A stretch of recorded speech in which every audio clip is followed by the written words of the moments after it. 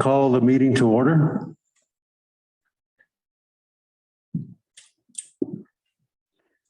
Begin with a roll call. Ryan Congelosi. Here. Lisa Curtis. Present. Robert Radigan. Present. Joaquin Sanchez let me know this morning that he would not be able to join us. And Michael Sanchez. I'm here. Christopher Salcedo. Here. We have a quorum. Next item on the agenda is comments. I have very little to say.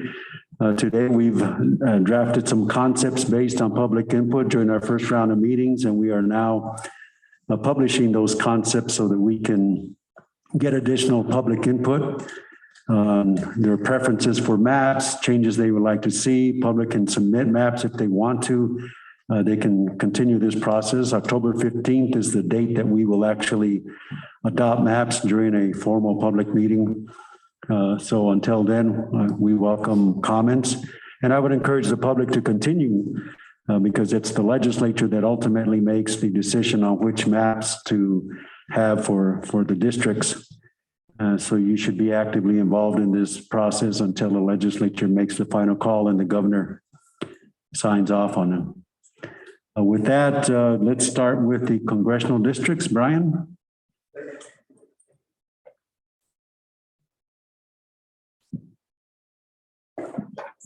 Sunny, do I use this mic? Yes.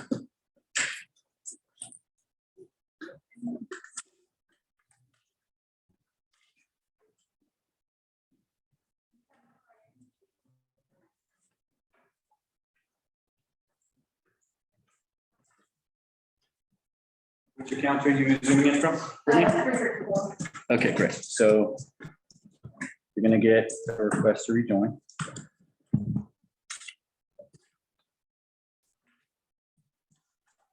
Okay, you should be able to do it. Thank you, Mr. Chairman, members of the committee. My name is Brian Sanderoff. Brittany Boss from Research and Polling is also here. Can I have a minute, Ryan? Sunny, can you get the screen so that the committee can see the maps?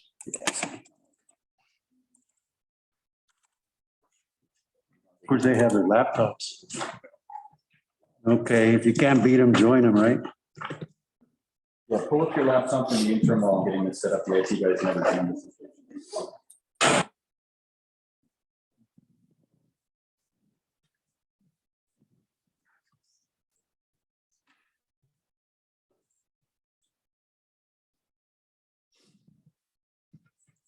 That's okay, Sunny.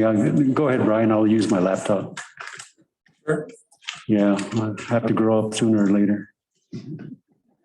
Okay, so we have 7 concepts that the CRC has approved for moving forward for debate and consideration. As we all know, New Mexico has 3 congressional districts. During the most recent census, we did not gain or lose any congressional districts. The ideal population of a district after the 2020 census was 705,841 people. So basically, you take the population of the state, you divide it by 3 districts, and that's the ideal population of a congressional seat.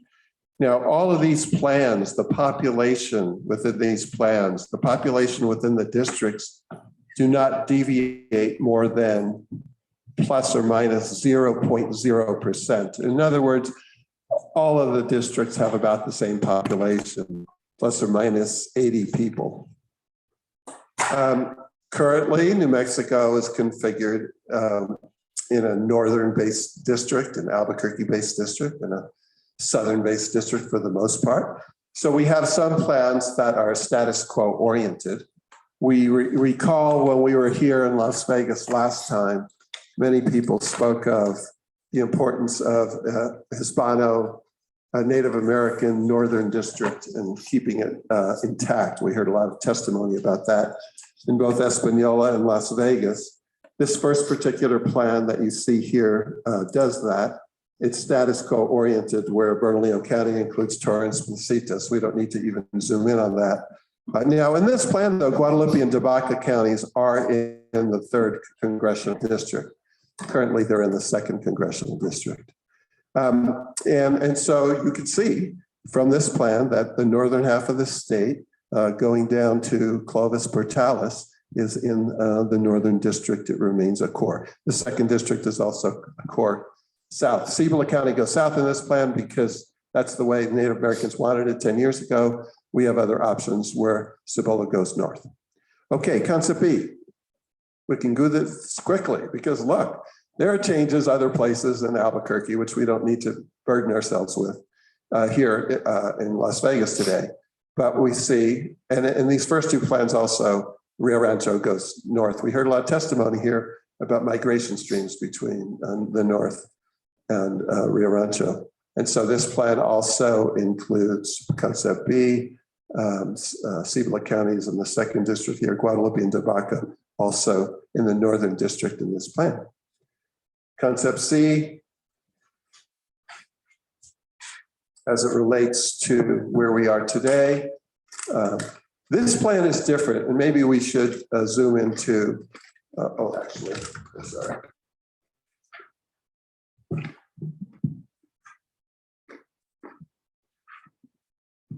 So we're on C. Yeah, C is also, the difference here in the north is that Guadalupe and Tobacco are in the second congressional district. We don't need to go over the other details. Alamo and Cibola County, they go into the northern district in this one, and Guadalupe and Tobacco go into the southern district. That's the primary differences, okay? Concept D. Concept D is different. In concept D, Albuquerque and Santa Fe are in one district. So the northern core, if you will, does exclude Santa Fe.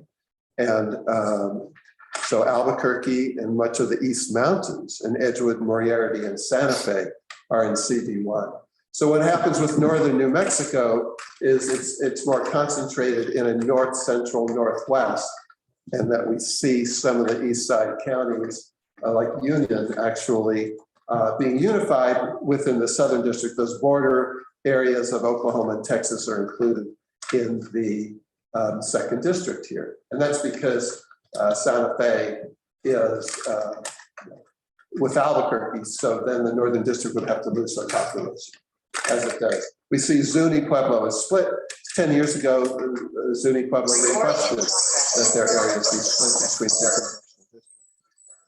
Okay, concept E.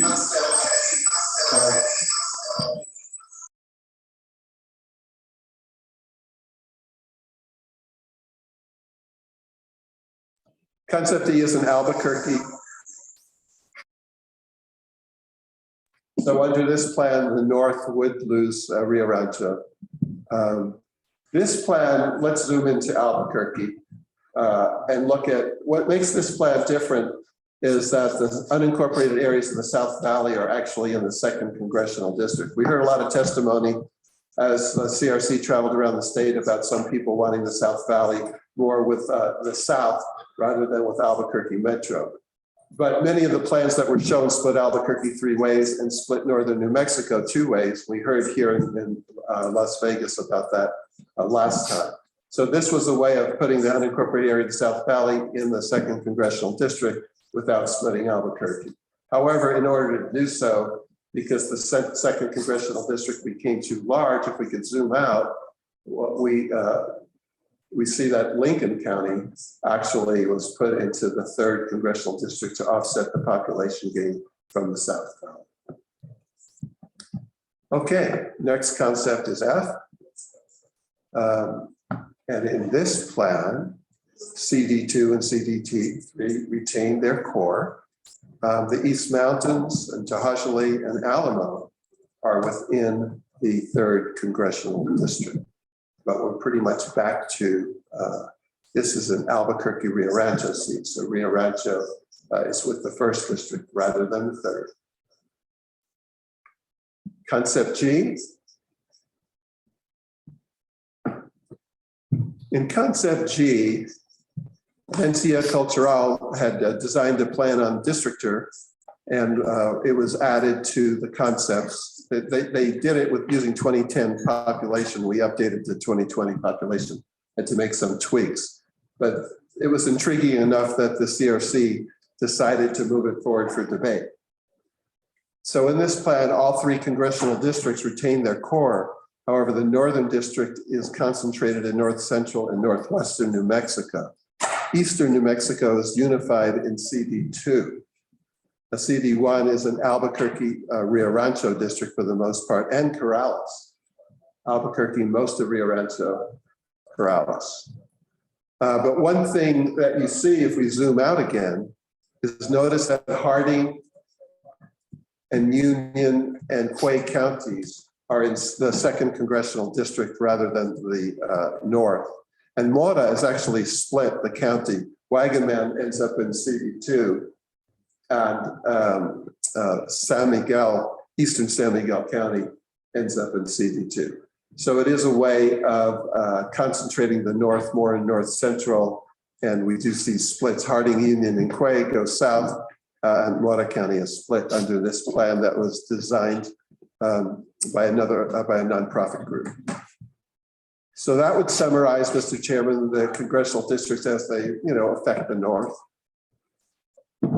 Did you show the people's map? We can show the people. Yeah. I don't know if the public has seen that one yet here in Las Vegas. Sure. So we have the Center for Civic Policy has submitted a map, and I guess that's on the gallery, and there it is. Okay, this is a map that was submitted yesterday by the Center of Civic Policy.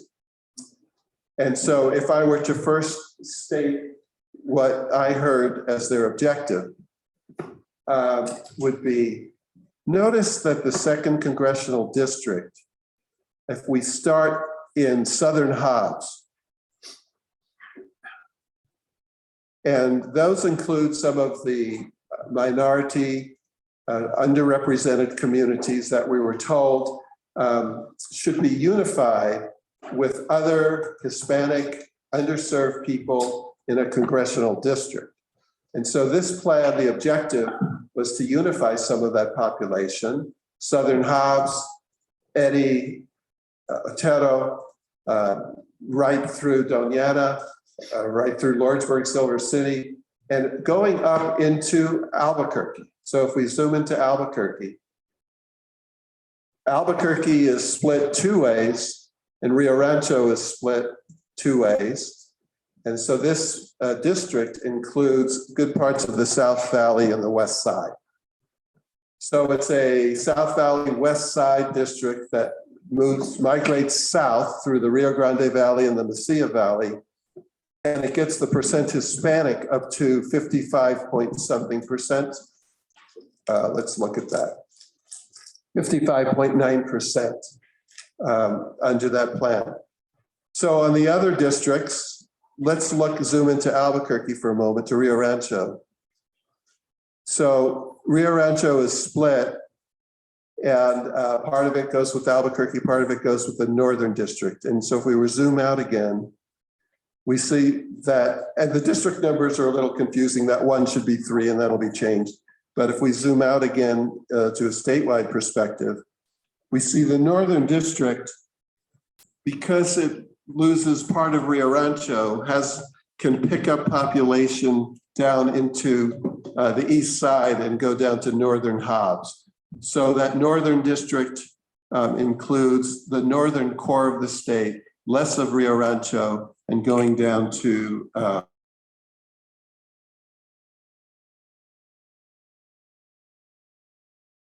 into that second congressional district. Then if we zoom back into Albuquerque, we can see that the bulk of Albuquerque, the bulk of the Heights, downtown, the bulk of the West Side, then goes into a district down to Roswell. And so Roswell and Lincoln County and most of the Albuquerque, except the West Side and the South Valley, is in. So the objective was to create a district that had a lot of people who are underserved, to get the percent Hispanic to 55.9. And then to accomplish that, you see what happens in Albuquerque and Rio Rancho. Was there an increase in the Hispanic VAP population wise down south? Yes. Well, in the second, in the other district. Right, yes. Oh, sure. I mean, under the current boundaries using 2020 census, I think it was 50.9% Hispanic, 50.9 or 50.8. Under this plan, it's 55.9. So yes, the percent Hispanic voting age population increased under this plan. Okay, thanks. Is that it for the concepts? Yes. Okay, let's open it up for public comment.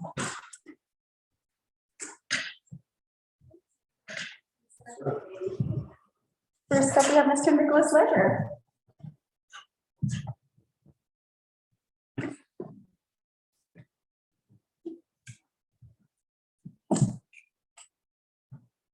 If you don't mind, I'm going to remove my mask. I'm going to. Please go ahead. Yeah. Good afternoon, Chairman Chavez, members of the commission.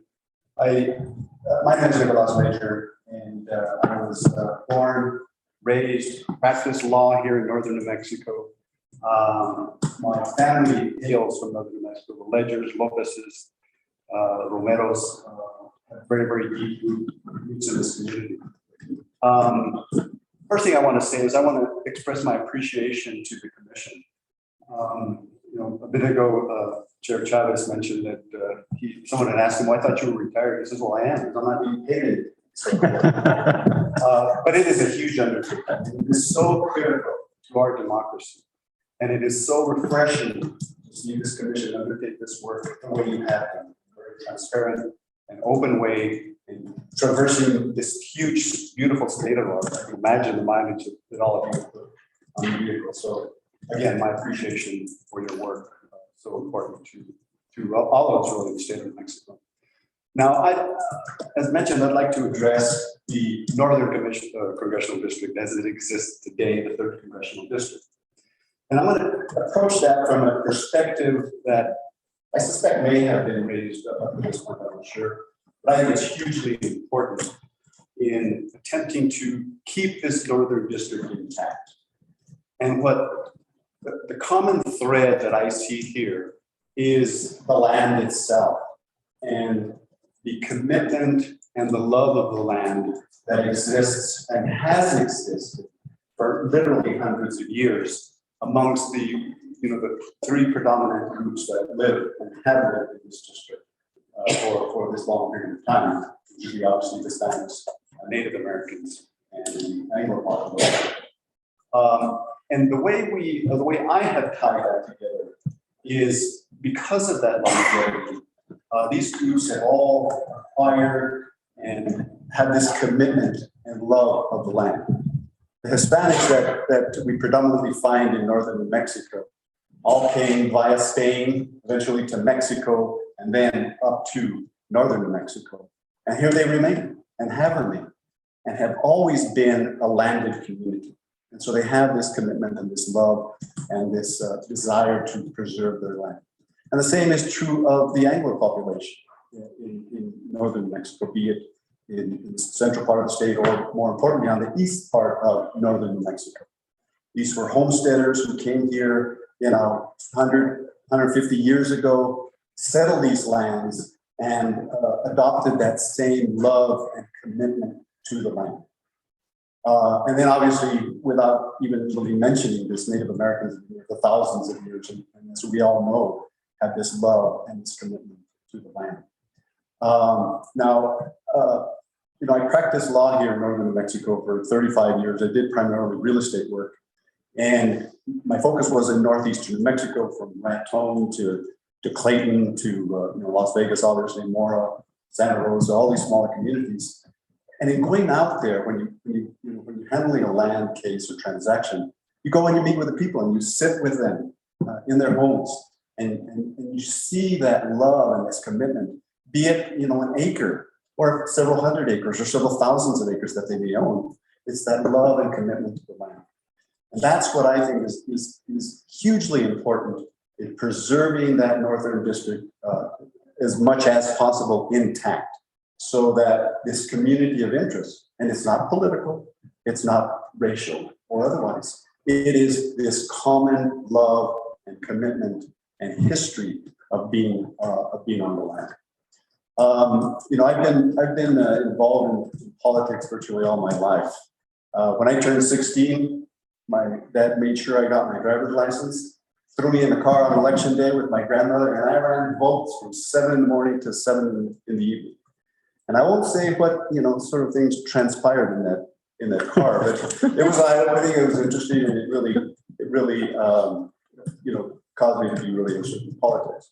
And that's another key factor that needs to be appreciated here. These three groups that I've mentioned that have this common thread running through them, being the land, also have this interest in politics and always have.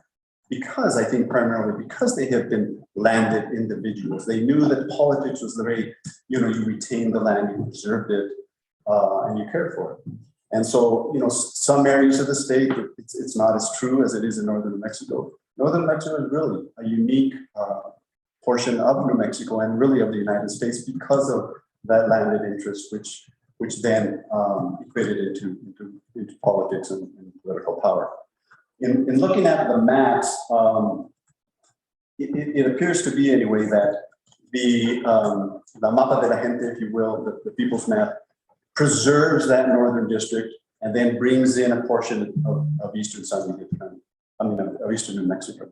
And it's as I mentioned, it's that same interest that we've seen in these three groups, that east side of the state have the same interest and have been involved in the land for generation after generation after generation.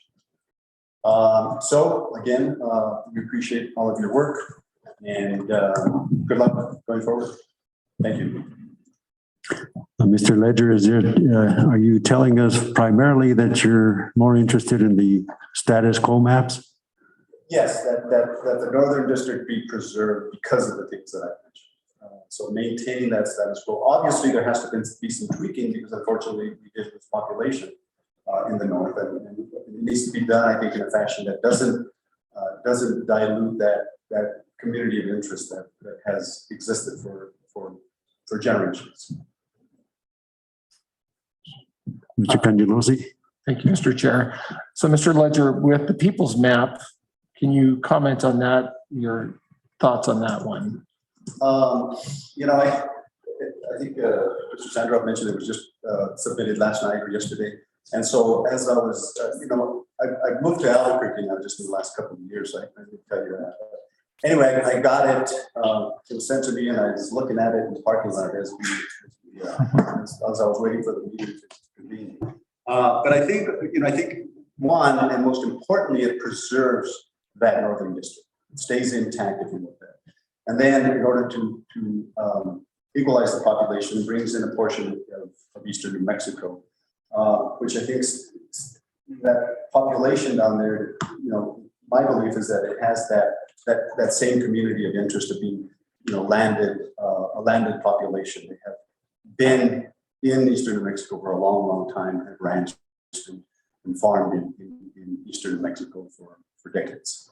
Okay, thank you. Mr. Chair.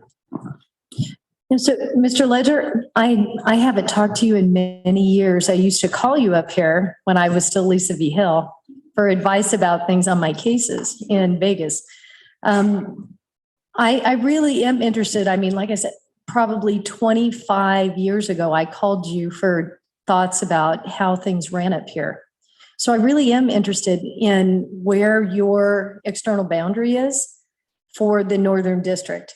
All right, and whether we have a couple of maps that have been put forward that show that boundary down into Alamo to keep more of a Native American district, or like you just saw with the People's Map, actually that boundary's up a little bit and then it comes all the way over on the east side.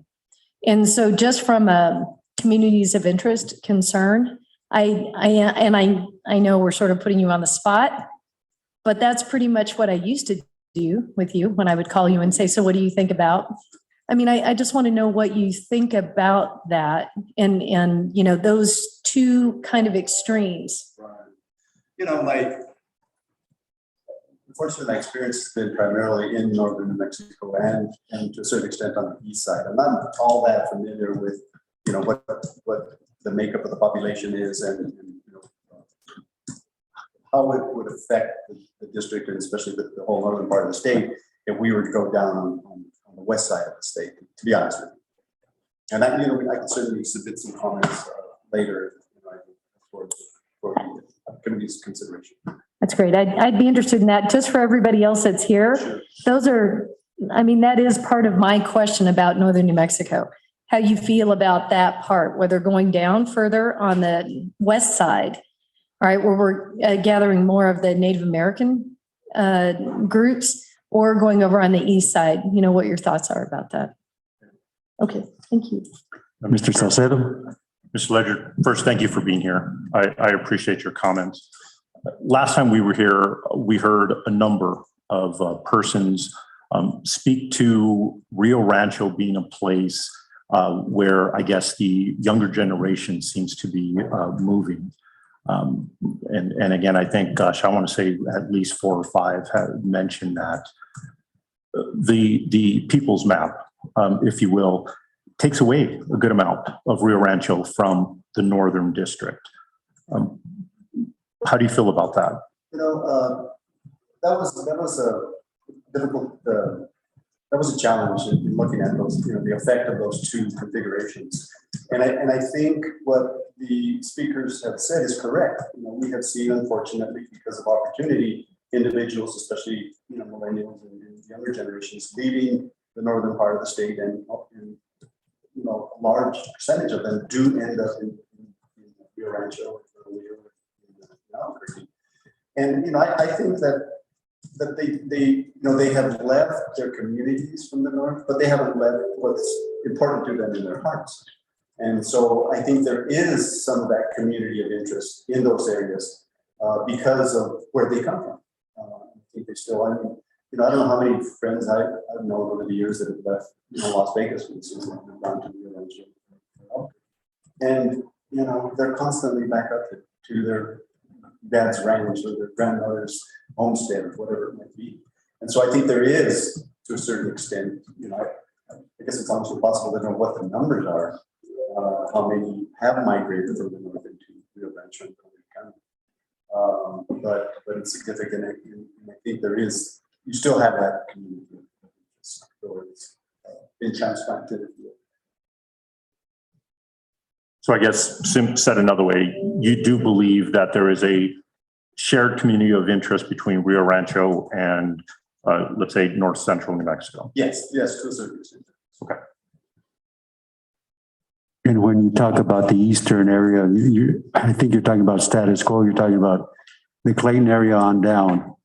Keep that with northern New Mexico. Don't move it to the second congressional district. Yeah, even if you did pull as in the map that the district does extend down.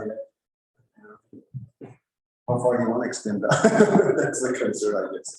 But I think it works as submitted at this point.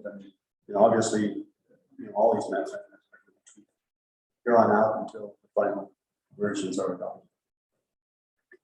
Any other questions? Thank you. Thank you very much. Appreciate the time.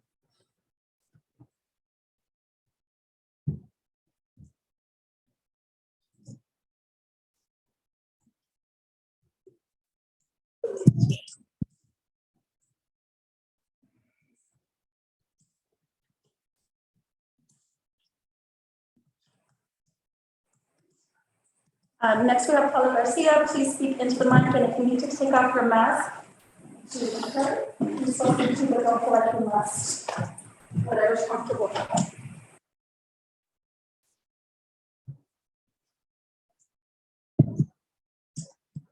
Good afternoon, Mr. Chairman and members of the committee. My name is Paula Garcia, and it's good to see you again. Thank you for all the hard work that you're doing and your team for putting these maps together. It's a tremendous body of work. Thank you for everything that you've done to listen and to synthesize that information into maps that we as the public can review. Good to see you again in Las Vegas. I did speak to you before.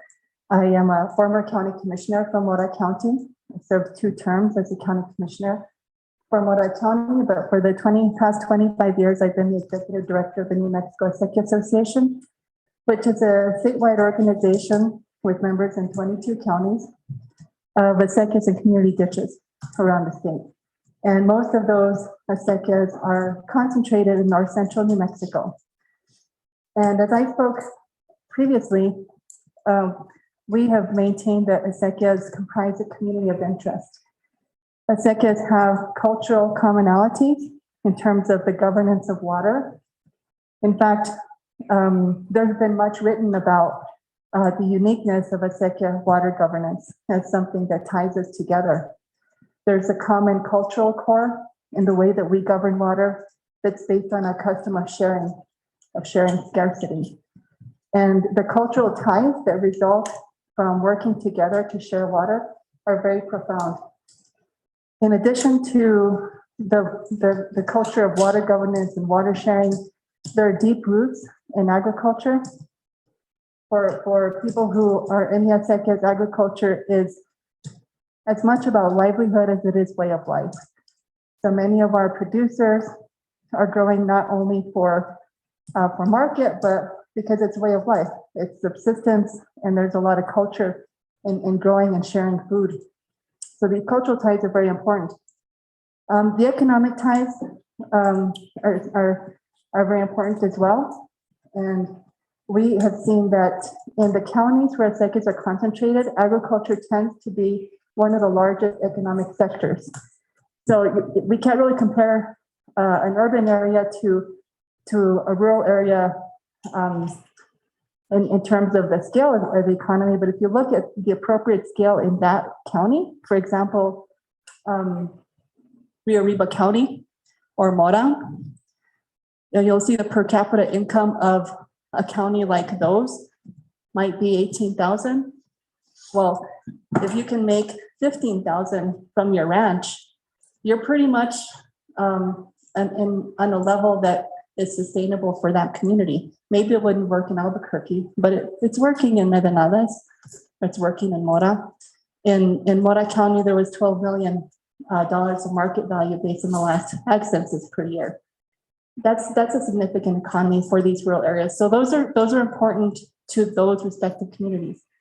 Culture, economy, those are what makes us as a community of interest.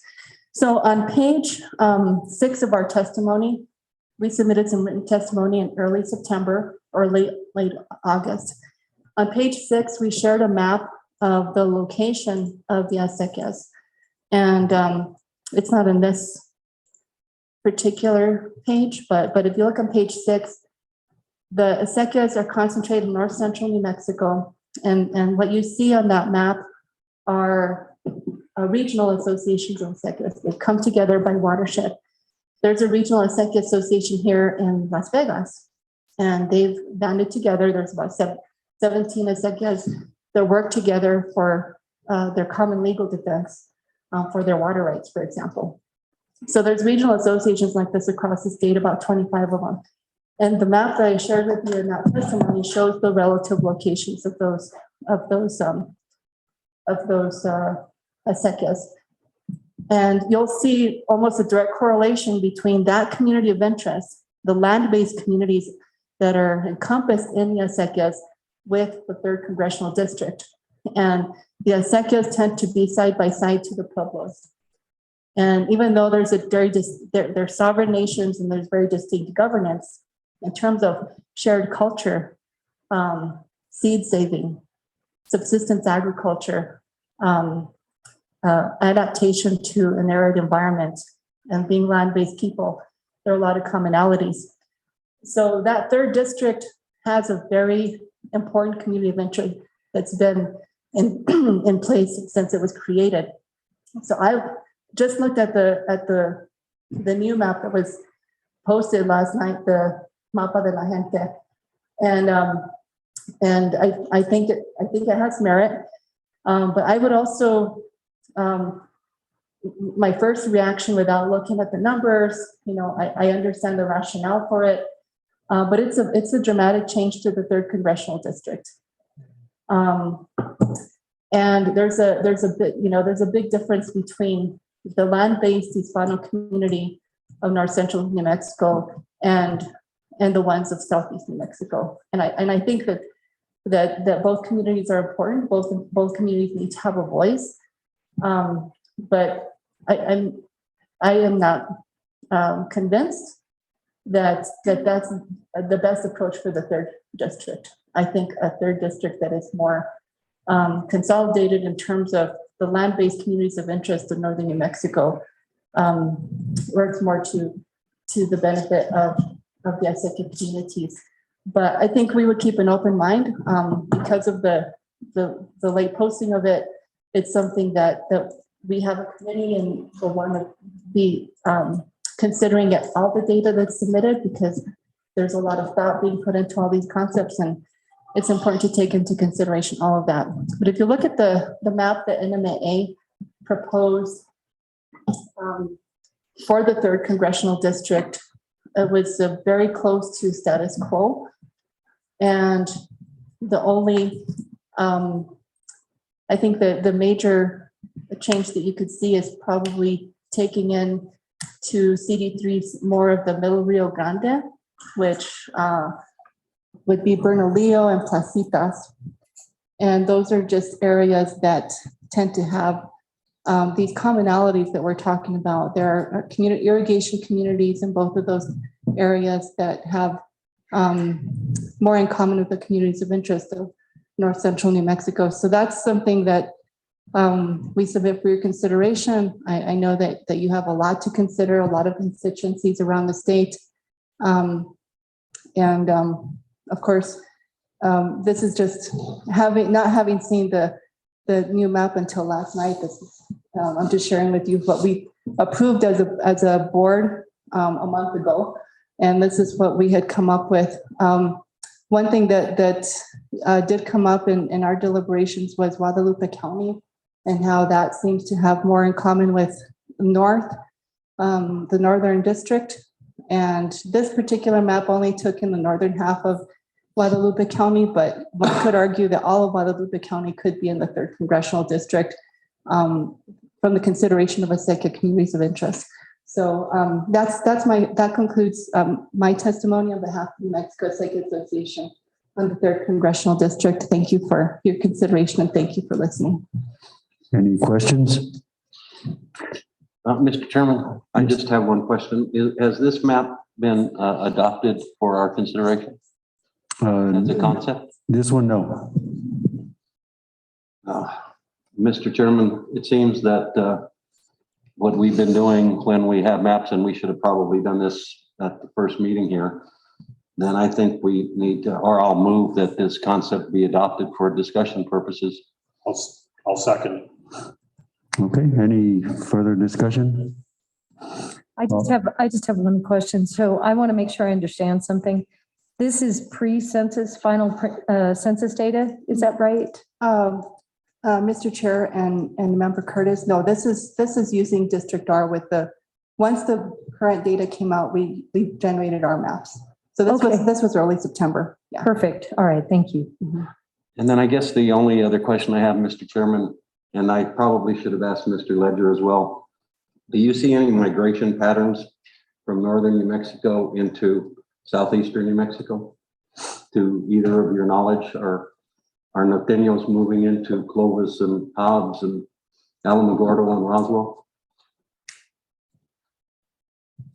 If you have that information. Being from Mora and working with the Aztecas, my sense, based on anecdotal information, would be that there's more of a migration to Rio Rancho, and we've sometimes informally joked that we should create an Azteca caucus in Rio Rancho because so many of our kids are working at Intel, which is Thank you, Mr. awkward. Chairman. Thank you. What I'd like to get on the record, if we can, is what's the interest in the capital city? It's got nothing to do with Aztecas, or I mean, why do you want to keep keep that there. Mr. Chairman, Chairman Sanchez in Santa Fe. That's an excellent question. And there were at one time close to 30 acequias in Santa Fe.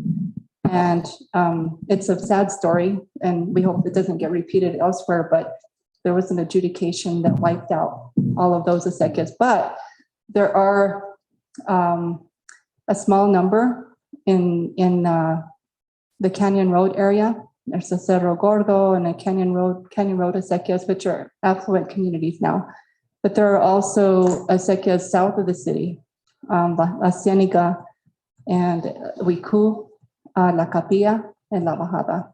So there are acequias, and Santa Fe is a big migration area as well. It's a hub. It's the urban hub of north central New Mexico.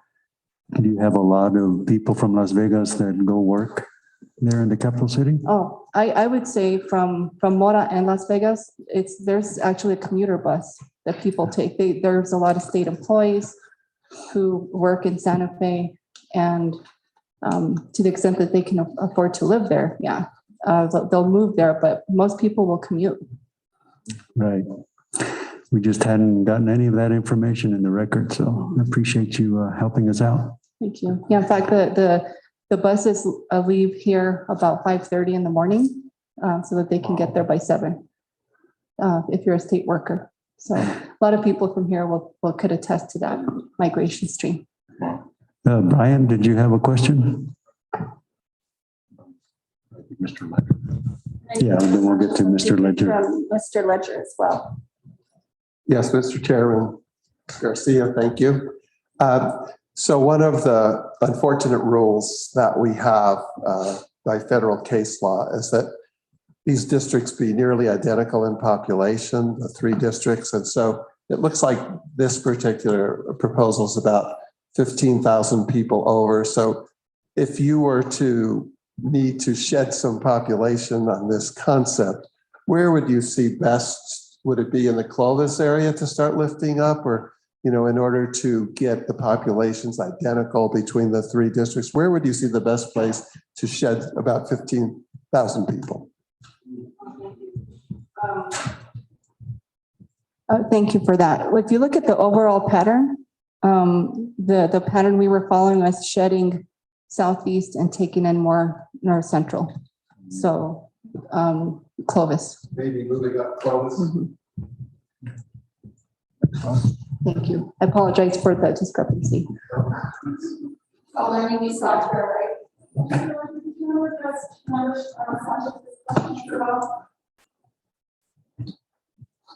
And Member Sanchez, my information is anecdotal as well, but I know there are, individuals that I know personally and throughout the community that they do go down to the east side, primarily to the Permian Basin, to work in the extractive industries down there.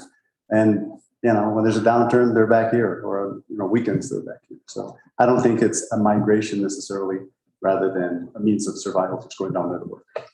Thank you. Thank you. Thank you, Mr. Chairman. Any other discussion on the pending motion?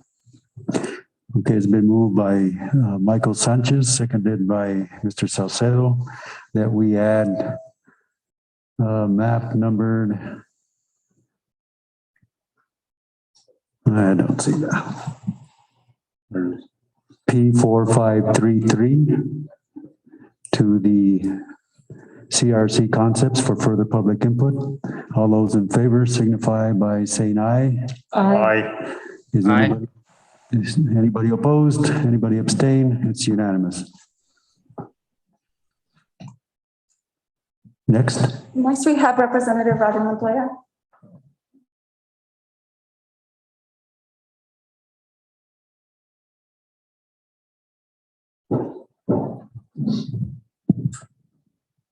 Good afternoon, and thank you so much for this opportunity. I want to say that Mr. Ledger and Ms. Garcia have stated very well my sentiments about your work.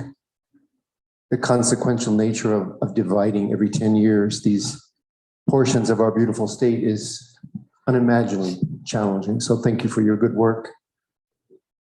I also agree that the Acequia communities and the Hispano communities tribal communities that mostly comprise the existing map must be held together as communities of interest for obvious reasons. As a brand new representative of one of the most mountainous and beautiful districts that contains so many beautiful acequias, it is absolutely clear that that is of critical importance. The map that has, I believe it's the people's map that has dropping down on the northeastern side is very interesting. I personally have not visited those communities. I know that the notion of sort of keeping Hispano populations together, and I know that those cities and townships comprise, but I have not visited, and I know that there's a big disparity perhaps because of the lack of the acequia cultura in those regions. And so that just has a little bit of a question mark for me. In a bigger sort of philosophical way, the notion of dividing by its very word is challenging for me. And I know it's kind of a grandiose idea, perhaps somewhat naive, but I think we see in our nation and in our world, and certainly in New Mexico, this partisan divide that as a new sitting legislator, it has been challenging to sort of navigate. What has been most prominent to me in this incredibly important state is the disparity from the rural to the urban. In my work so far in 9 months, it's been so essential that I visit each community with intentionality, with a nonpartisan lens, to look at those inadequacies around rural infrastructure for one, both the hard and the soft, because without those social determinants of health, we will never be able to elevate our state. So in general, this is a very interesting exercise that happens each 10 years, and I happen to have just come into this body. Again, your work is daunting, and you're doing a magnificent job of fairness, and I appreciate that so very much, just watching as an onlooker. The map that had, I think it's concept D, that dips down into Roswell, was also a very interesting one to me. Radically different. I think it could change the trajectory of our state. I'm not sure in what direction, but it's really, really very critically interesting for me to watch this at this point and learn.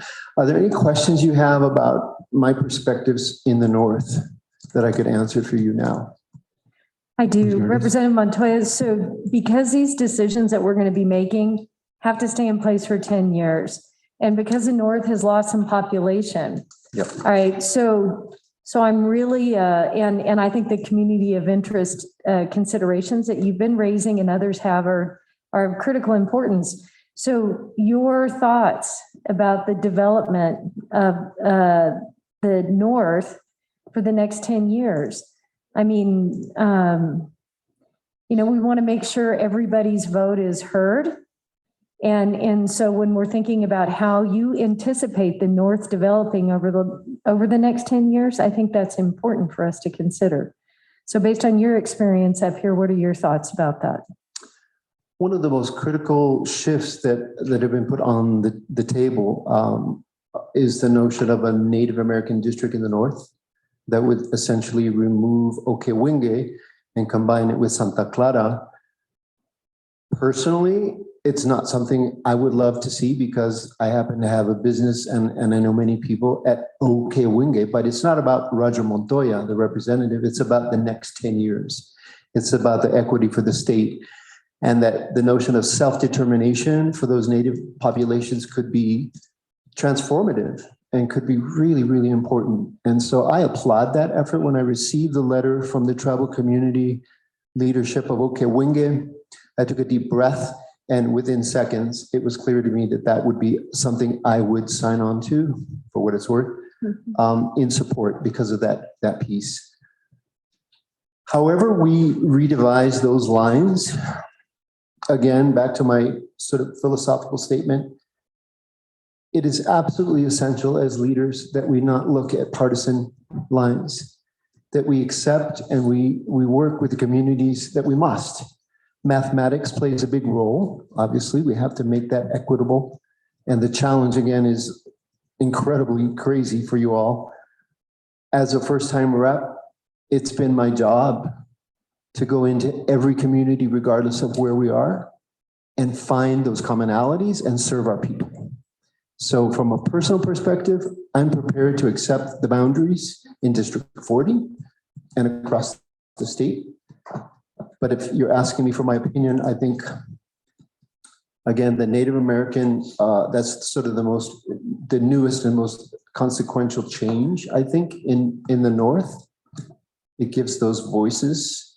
It gives that equity that's really been lacking, I think, in our state history.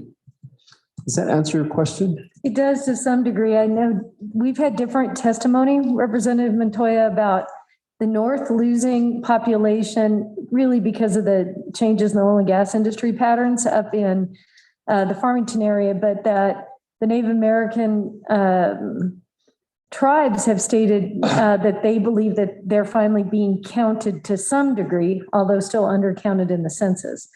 And so when we're just talking about the congressional map, you know, and keeping the North together, which I think is what we've always heard from everybody up here, I'm just trying to figure out what pattern you see going forward, whether the Native American, you expect that to grow over time. I just want to know what your thoughts are about what's going to happen in the North over the next 10 years. So we can make decisions about whether we have to pick up population from somewhere, right? Right. Exactly. What a challenge. I believe that the Native communities will continue to grow and gain more prominence in population. I think there's evidence of that. I think that the growth is going to have to move somewhere, as you say. And to me, the map that has us coming down, I think it's the people's map down the northeastern side of New Mexico is a little bit challenging, but I know we have to find that place. I think it's better to keep more central, north central, and find the votes there because it's a little bit more traditional of what we've seen. So I wouldn't propose something too radical, given that you've got to find that 15,000 votes somewhere. Does that answer your question? It does. That's helpful. Thank you. Yeah. Thank you so much. I appreciate it. Anyone else? Other questions? Thank you, Representative. Thank you so much. Next, we have Ms. Lisa Vigil. Would you like to speak?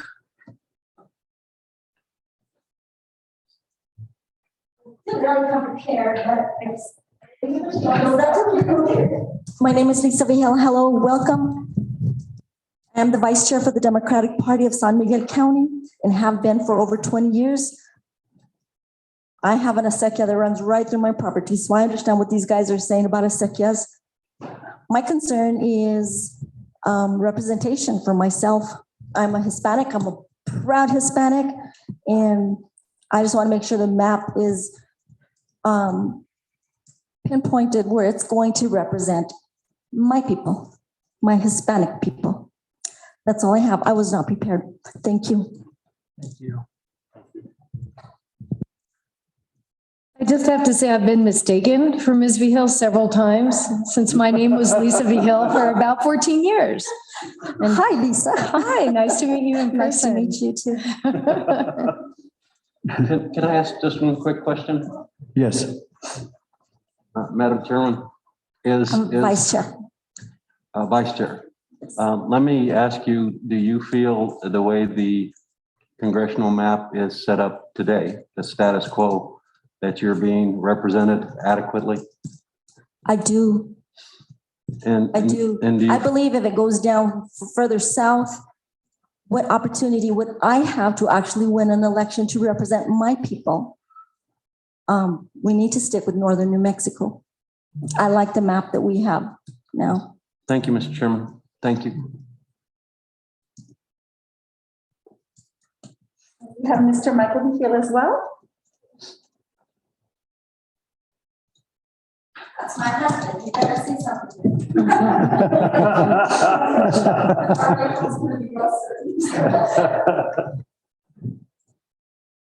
Mr. Chairman, members of the board, what an honor to be here in front of such prestigious people. For someone like you to volunteer to do all this hard work. Can you hear me? As you see, I have to do whatever the wife tells me to do, get closer to the mic. Good man. Yeah. Anyway, I come ill prepared, but I wanted to share something with the committee. One of the things that everyone here has talked about, it's great to hear some of the perspectives of the people that are here. And I'm really ashamed of our community for you guys to offer this opportunity for them to come and share their opinions about our community. And look at the room. Wow, that's not good.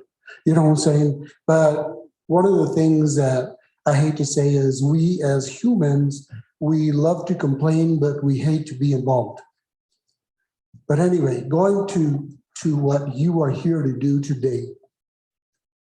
My own personal thing, my own personal opinion is that these 3 congressional districts need to be separated so that we actually have an economical value that can be produced from each and every congressional district. What I mean by that is we talked about how the population moves from one end to the other. Of course, they talked about the population going down to Hobbs and the population going down up to Farmington.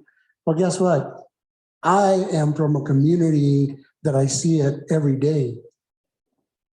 We have people that go work, in Hobbs for 6 months. And they come back for 6 months. You know what I'm saying? They go to Farmington for 6 months. They come back for 6 months. It was the same thing when the mines in Grants and Gallup were doing. It was the same migration in and out, in and out. One of the things that I focused on with each and every congressional and senator, U.S. senator in our area, I keep telling them, the problem with northern New Mexico is that we keep losing all our brilliant young people to other communities. Why? Because we have nothing here to offer them. You know what I'm saying? Think about this. And this is what I want to take with you when you leave today. Why is it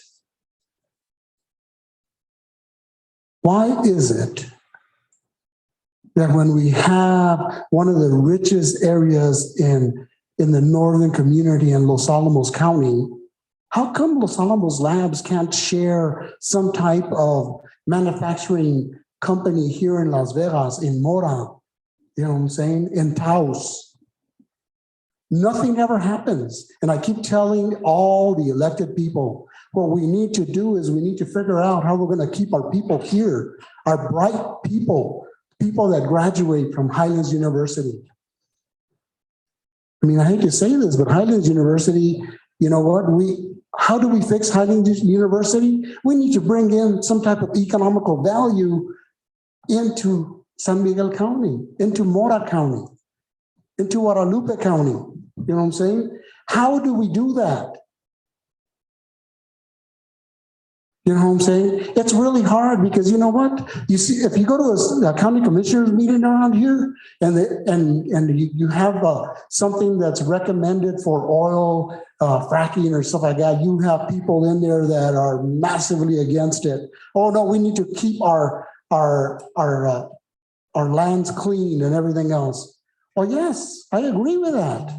You know what I'm saying? But we also need to bring economical values into our communities. What I'm trying to say ultimately is, how do we separate the power of these congressmen and these 2 senators? You know what I'm saying? So that we can actually have representation in northern communities.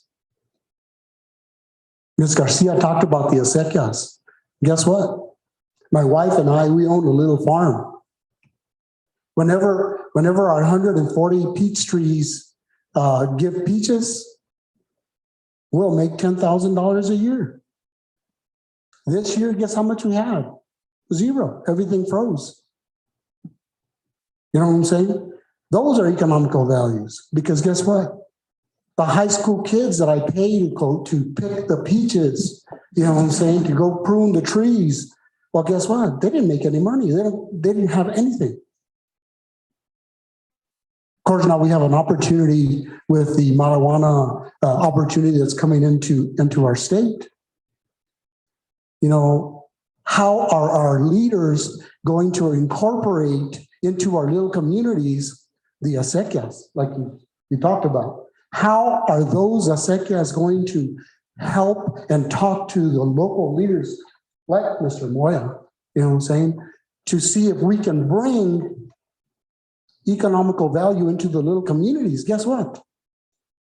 Are we going to be able to keep one of those sharp minds because he's able to make $50,000 a year with harvesting the THC? Maybe, you know what I'm saying? But it would be great.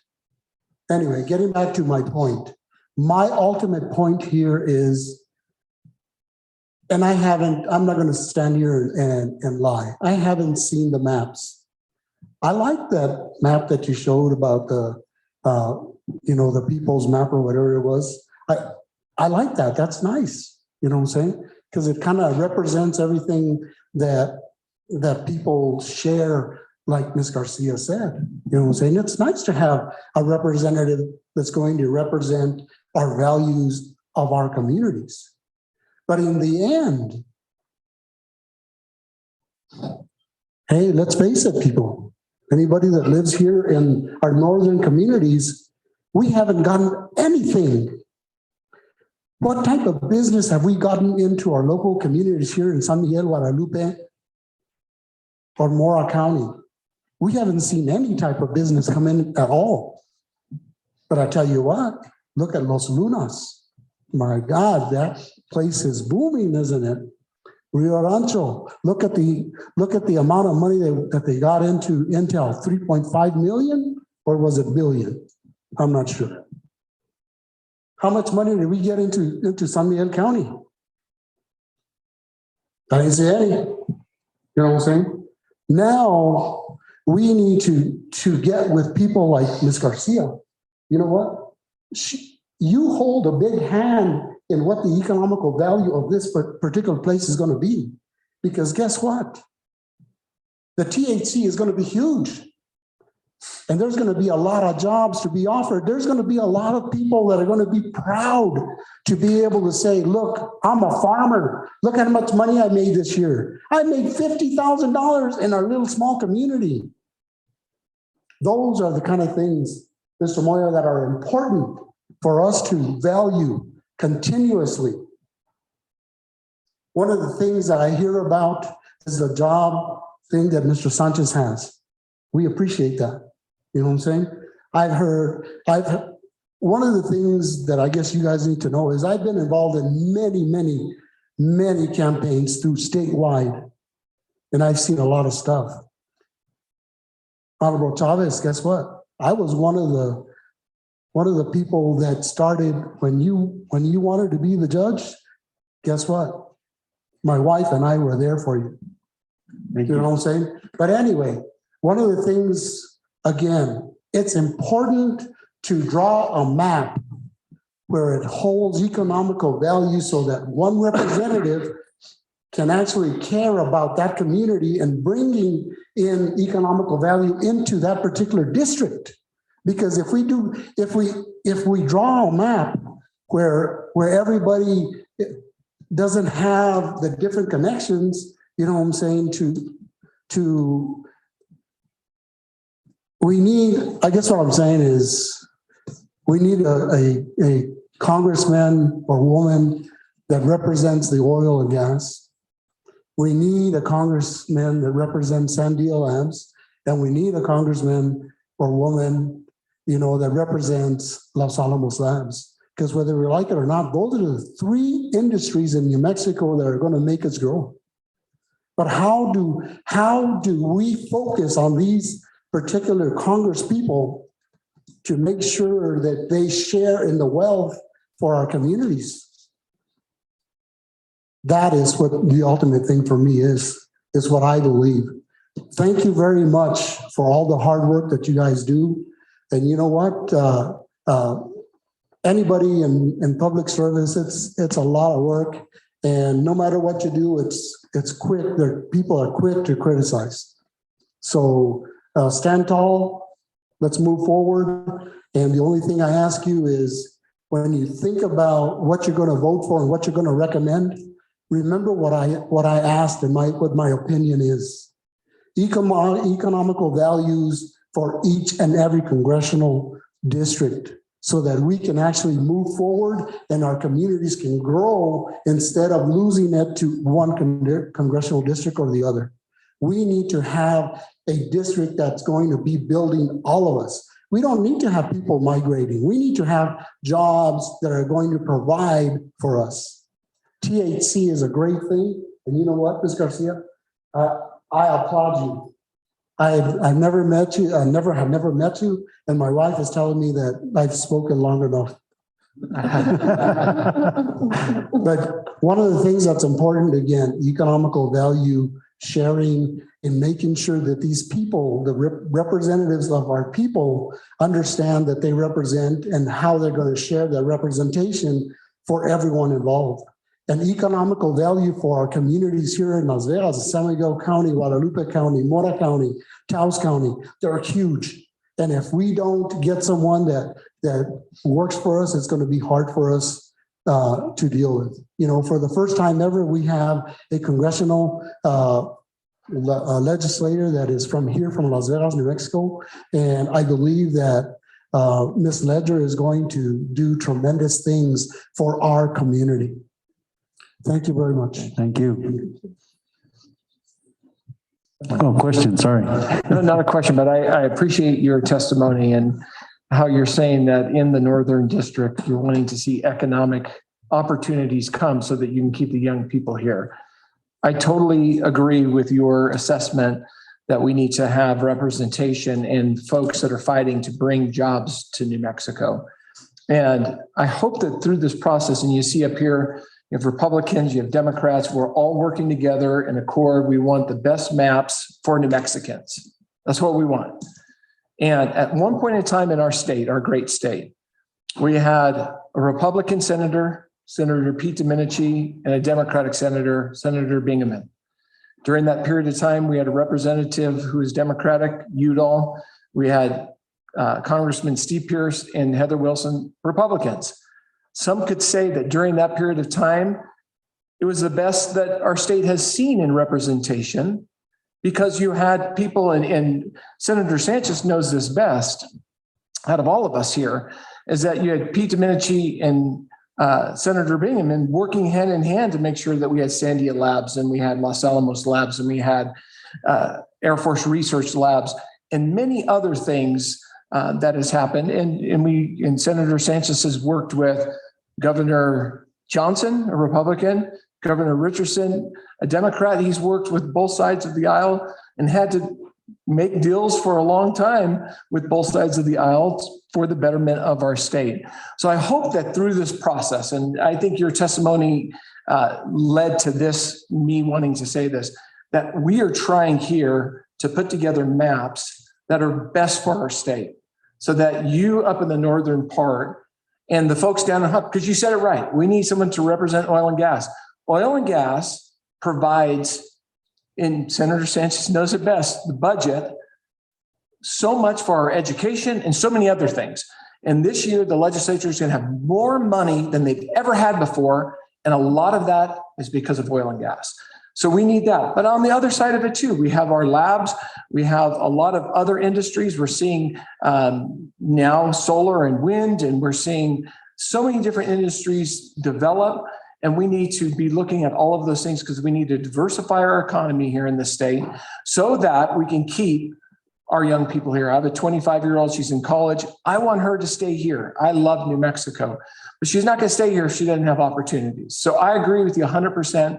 And I hope that we look at, as we build these districts, that we really are looking at communities of interest, and we're not trying to figure out maps or ways to gain the system so that one party is going to be able to overdo another party in certain districts. I hope that we were really looking at communities of interest and making sure that we're doing the work of the people in that regard. And that's why I appreciate Brian and his whole team, and the way that the legislation is set up is we're not looking at any partisan or performance data right now. We're really trying to hear testimony and get people's input of communities of interest. And that's why it's so important to hear from the Acequia association and groups coming in here, because acequias are massive here in our state and the production of a lot of produce. And so I appreciate your testimony. Let's stay in the spirit of that. Let's try to build maps so that all peoples in our state. I went to the greatest high school in New Mexico, Del Norte High School. That's the reason not why true. it was the greatest. That was the Sandia High School. West Las Vegas schools. Let me tell you why it was the greatest,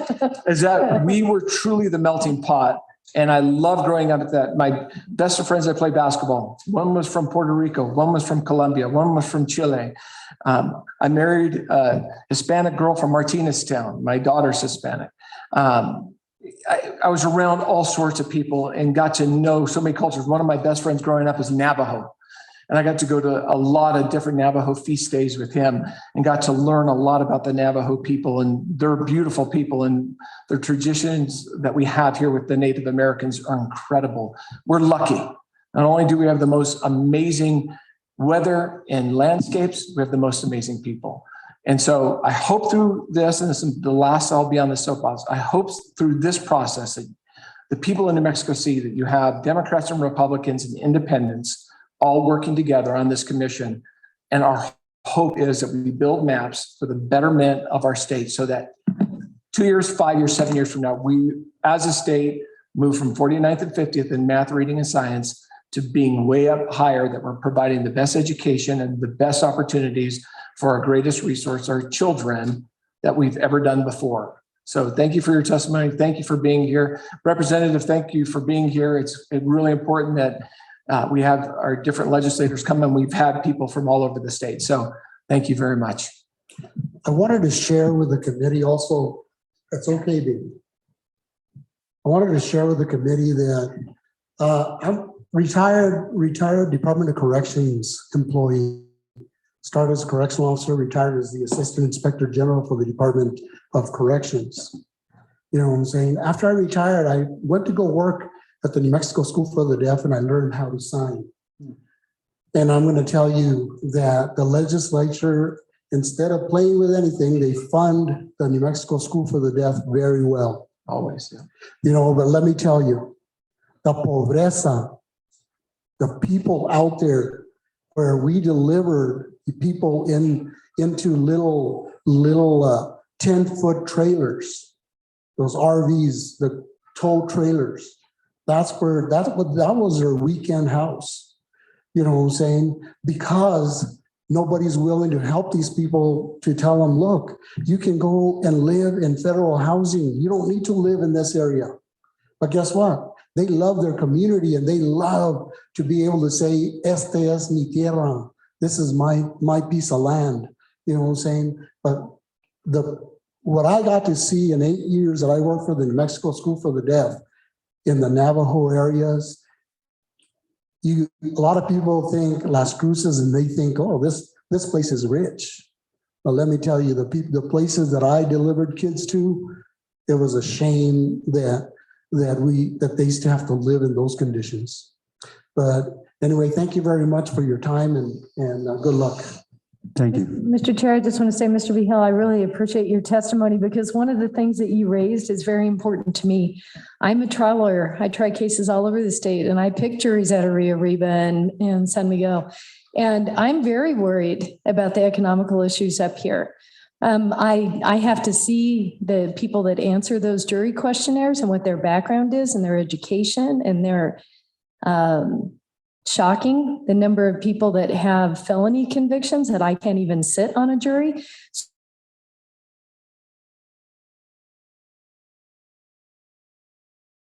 All right. So when you're talking about the industries that serve up here in northern New Mexico and how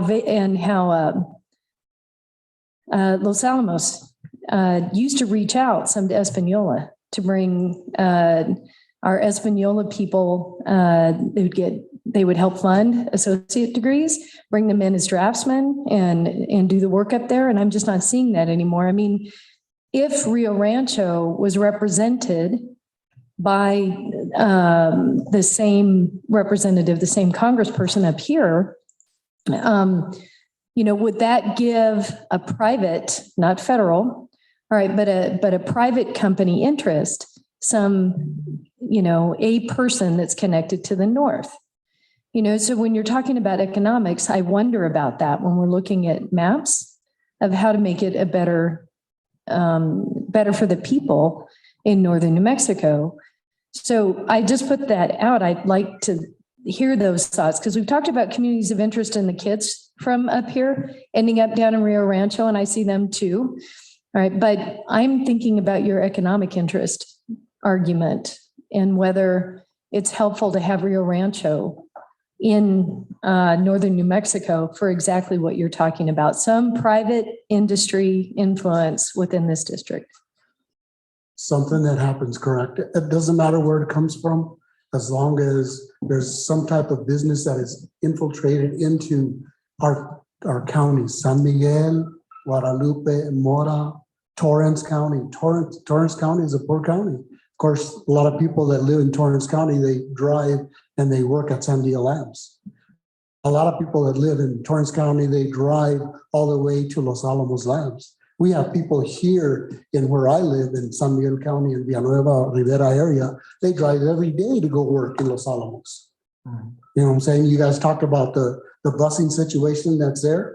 Yes, there's not only one. I think, if I believe correct, when I was working in Santa Fe, I used to go in the bus or on the bus. And guess what? There was two of them that went and they were completely full. You know what I'm saying? There were sometimes that people had to drive their own cars because there wasn't enough room in there. Thank you very much. Thank you. Next up, we have Las Vegas City Councilor Michael Montoya.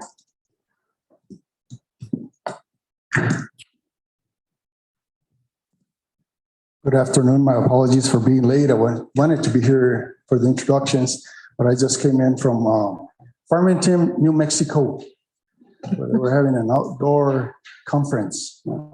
And I'll tell you, some communities, some municipalities really have it made, and some don't. Outdoors is what the governor is pushing for nowadays, economic development, and what better place than Las Vegas, Mora area for outdoor economic development. But all the money is somewhere else on other different kind of trails and so forth. Just to give you a little bit background from me, Senator Sanchez, welcome to Las Vegas, New Mexico. Thank you. Very well respected man for a long time. And I don't know all of you offhand, but I would like to ask who is from the northern part of the state here on this panel. That's exactly my point. We have governors, and I've been in the races of governors, and this is my second term as a city councilman. I was a city councilman when the good old days were there, and we were booming and we were getting things done. Mexico Highlands University was falling apart, and the legislature and the governor at that time, Bill Richardson, brought it back up to par. But I served from 2002 to 2006 as a city councilman, and then I didn't like what was going on. So I ran against 5 other individuals, and then I won.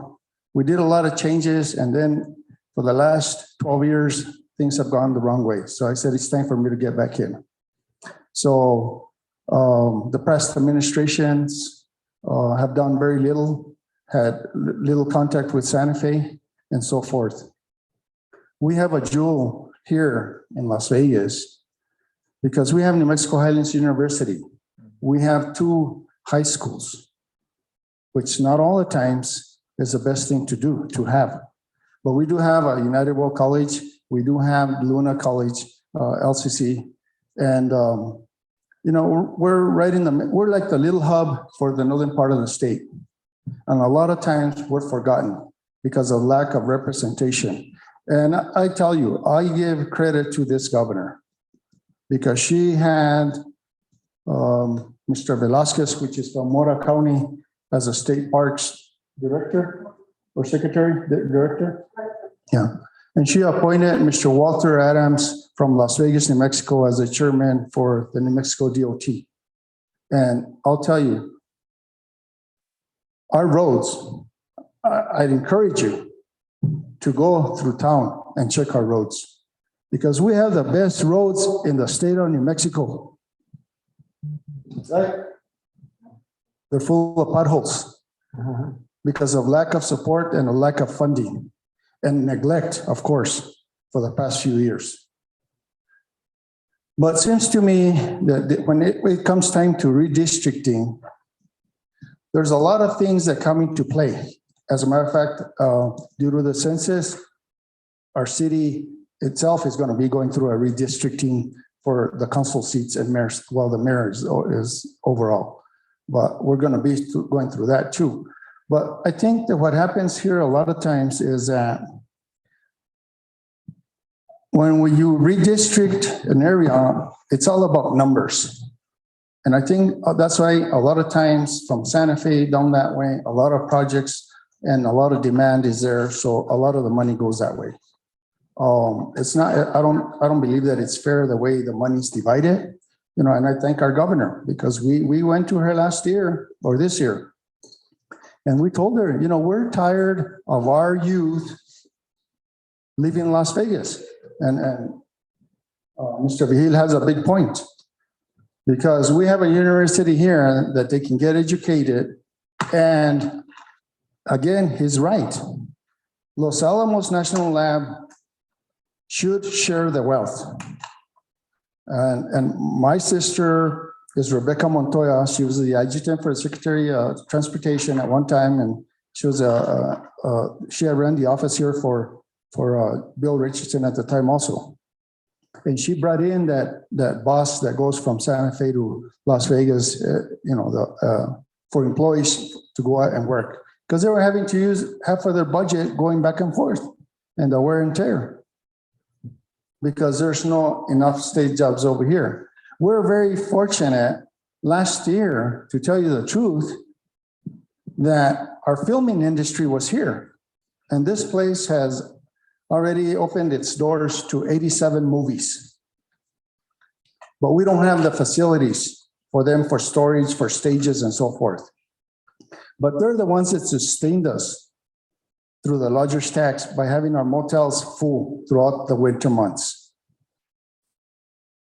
But those are opportunities for us to move forward and bring employment to Las Vegas. At the college, at LCCL, Luna Community College, we could have a program for kids to go into the show business, and that way it's easier for them to get hired on.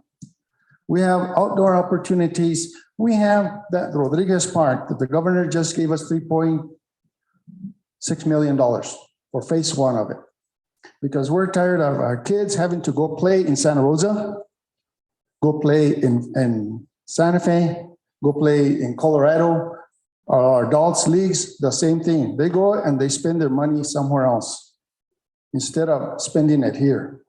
We have 270 acres vacant to do that complex, and hopefully it gets done. But we need to have something for our youth to stay away from the drugs, stay away from other troublesome areas, and our school systems can educate them. We can bring them up, volunteers, or through the city. There we have at New Mexico Highlands University, we have a golf course that's not being utilized. You guys have the resources at the Roundhouse.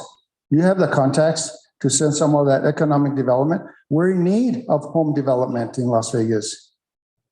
When kids come to college, if they want to leave out of the campus, there's really nowhere for them to go.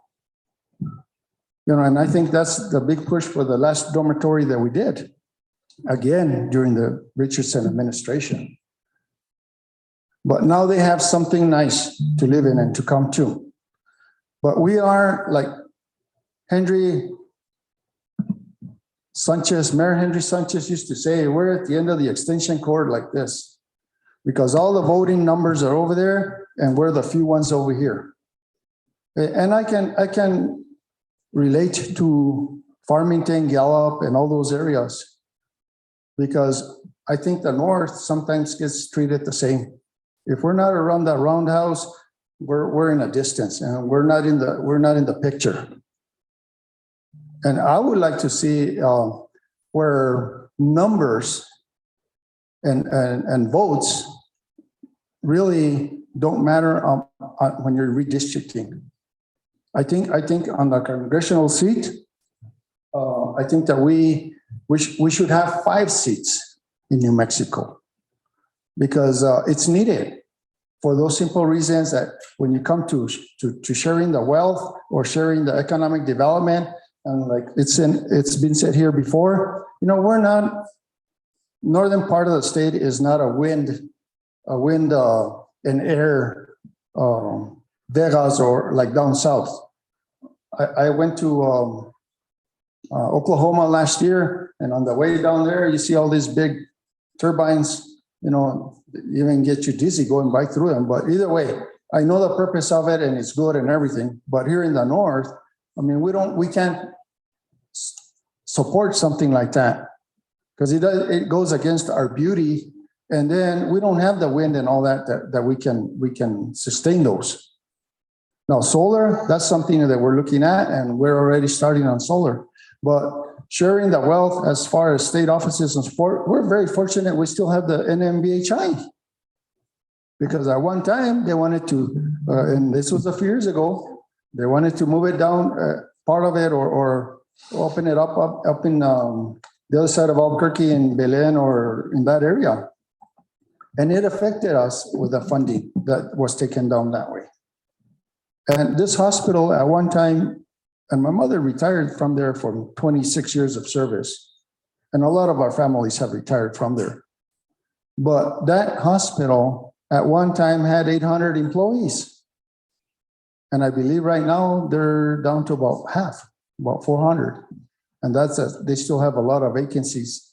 And that's that we take care of people that no one else in New Mexico is willing to take care of. That's the kind of people that we have here in the northern part, is we're willing to reach out and take care of our folks. And some of those folks aren't even from the States, they're from out of states. But we're the kind-hearted to where we are the ones that put out the helping hand on that. Because it's not an easy job. It's hard to retain those people. But I'll leave you with this. The last congressional race, I believe heartedly that it was decided in Santa Fe for our district. Our congressional seat was decided in Santa Fe. And that shouldn't be happening. And there we go again to the big population versus the little population. And it's the same thing with having a district that runs from Raton all the way down south. I mean, really, the South, if you look at it, they have different traditions, different values, they're not like the people from the North. Not even the music is the same. We're unique. And we had a gentleman from on this in Farmington that's from Pecos, New Mexico, runs a small farm. And he talked about the acequias and the sharing of the water. San Juan River, they spent $100 million cleaning it up. But yet Las Vegas, little Las Vegas, at the end of the extension cord, has been on drought restrictions for the past 20 years because we don't have the supply of water for the growth that we need.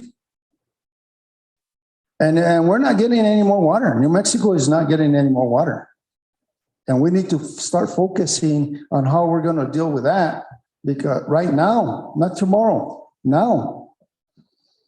Because that our watershed up in the Gainas Canyon from 20 years ago, 15 years ago, or past 20 years ago, we were receiving 144 inches of snowpacked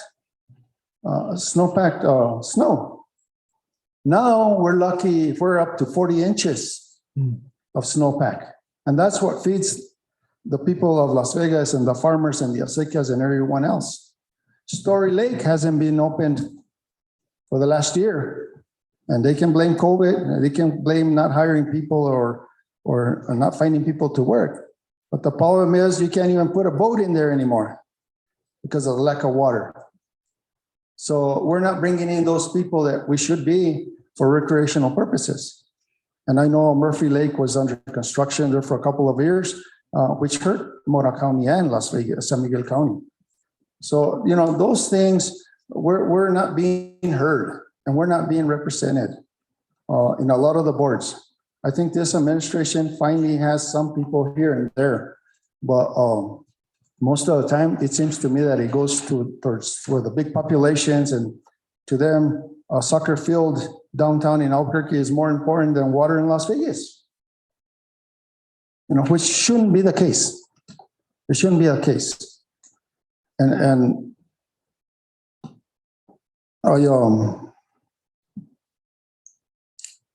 I just ask that you be aware.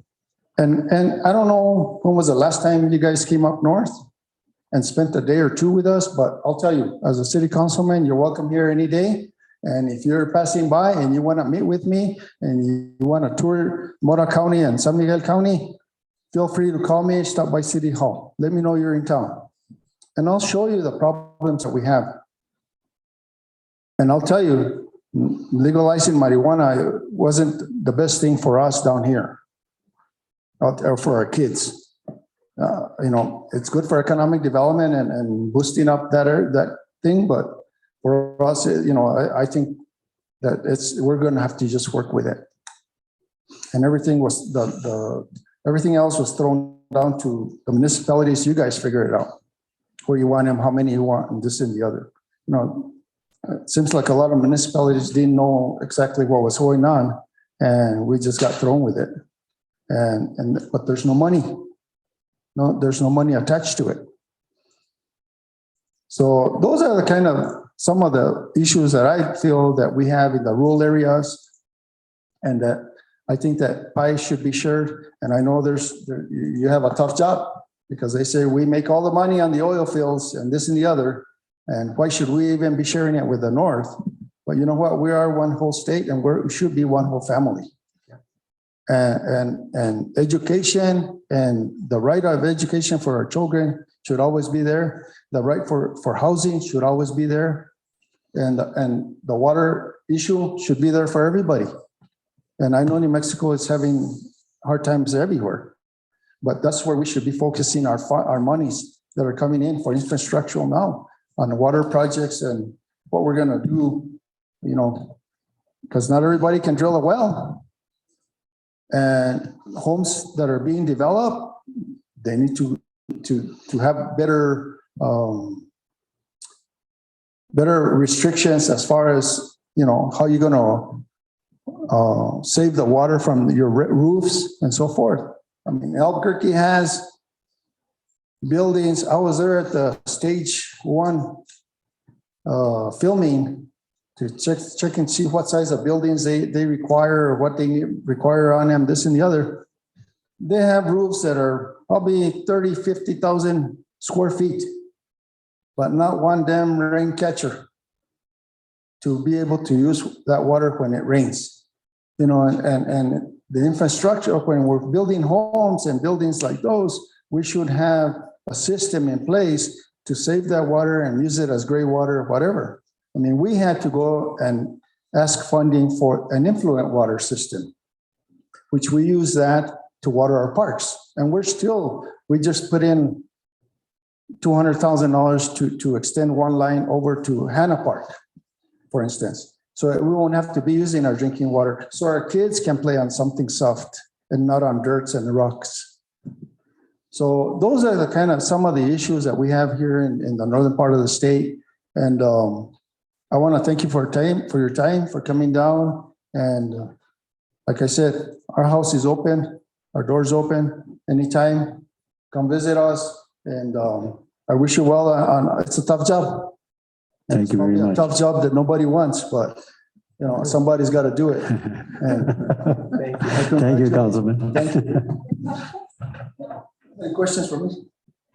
No questions. Thank you. By the way, Lara Montoya for New Mexico State Treasurer, my daughter.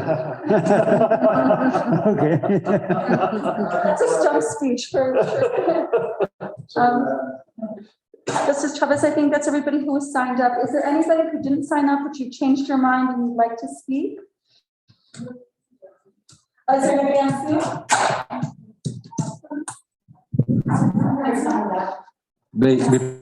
Before you begin, I just wanted, since Ms. Curtis pointed out yesterday, all the women that showed up at the meeting, there were exactly 5 men and 5 women here today, and the men showed up today.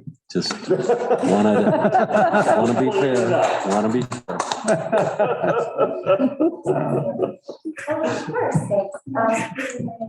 Oh, my name is Pilar Tirado Murray, and I just have to do this because I have asthma. And it's really hard for me to talk when I have the mask on. We don't have any problem with you taking your mask off while you speak. Oh, Okay. okay. Thank you, Lisa. And I just want to thank you very much for coming to Las Vegas.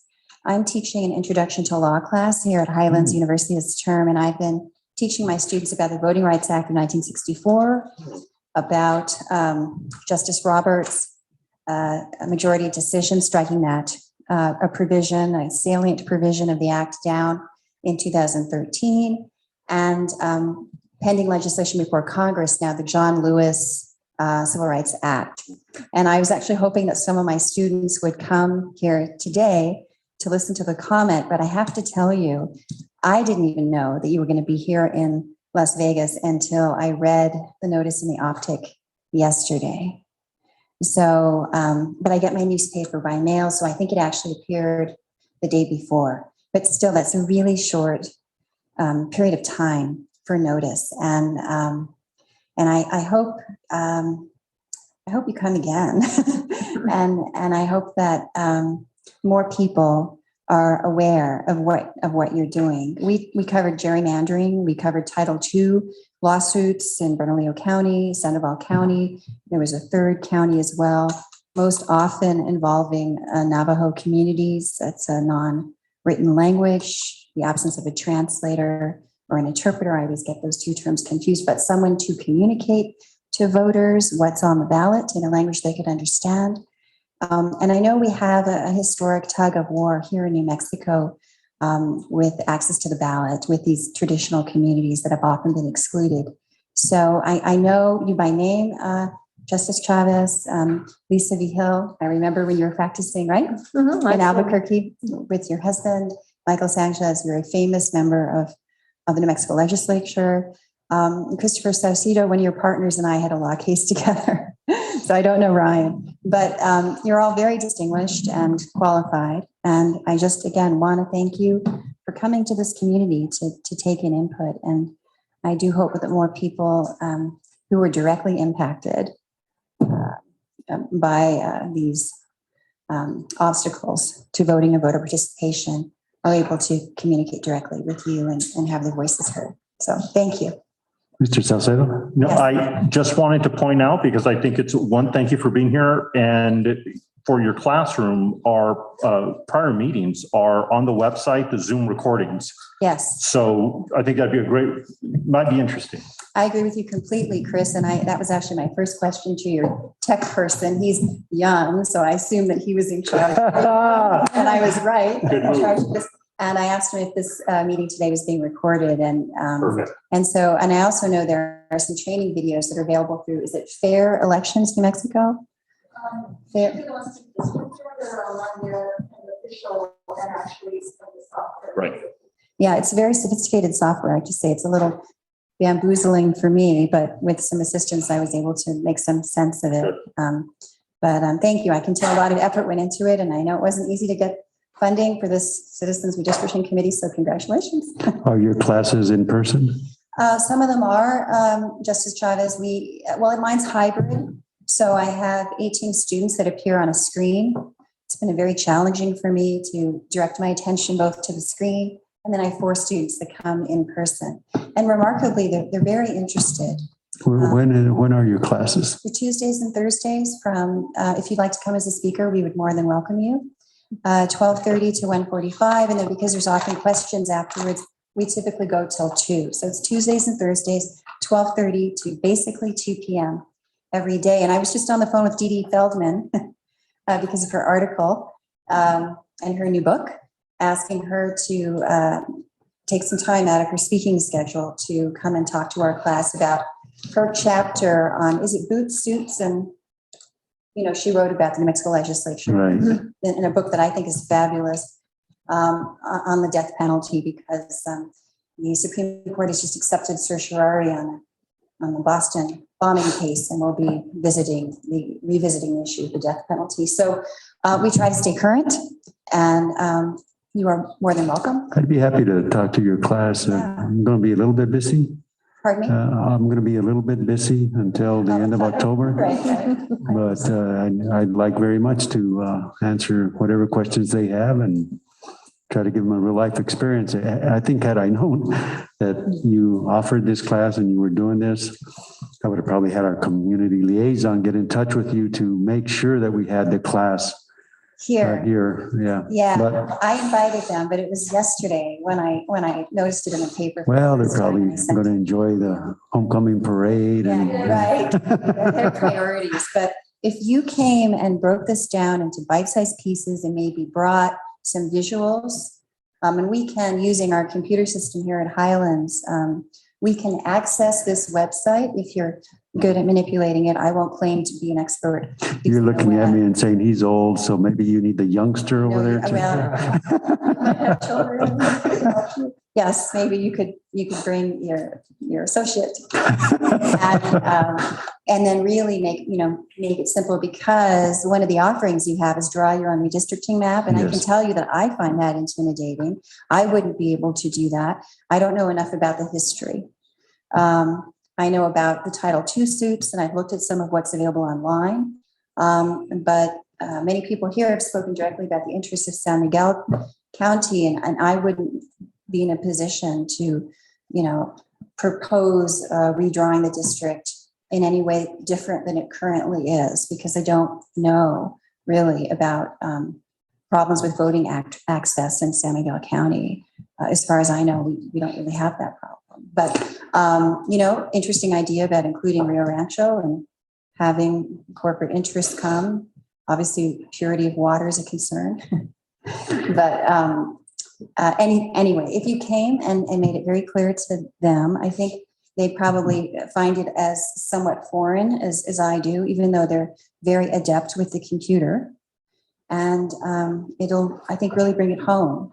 Our classes, one of our teams, I've broken them up into 4 teams, and one of the teams is assigned with really closely researching the proposed changes to the Civil Rights Amendment of 1965 in the John Lewis Act, right? So we delved into Shelby County versus Eric Holder.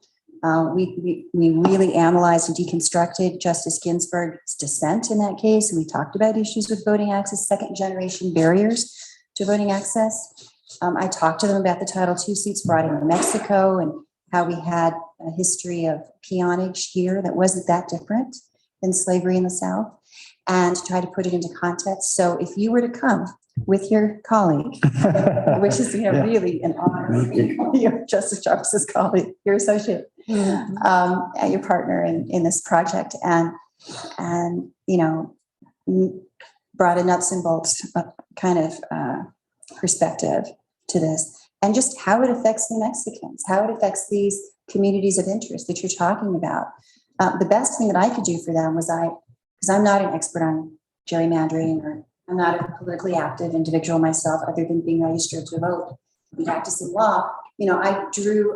Please talk a little closer to the mic. I drew like a large circle for them, and I said, okay, my understanding of gerrymandering is say you have in this circle a large percentage of minority voters, and then you decide to change the pattern of the voting district in that area. And so what you might do is take out a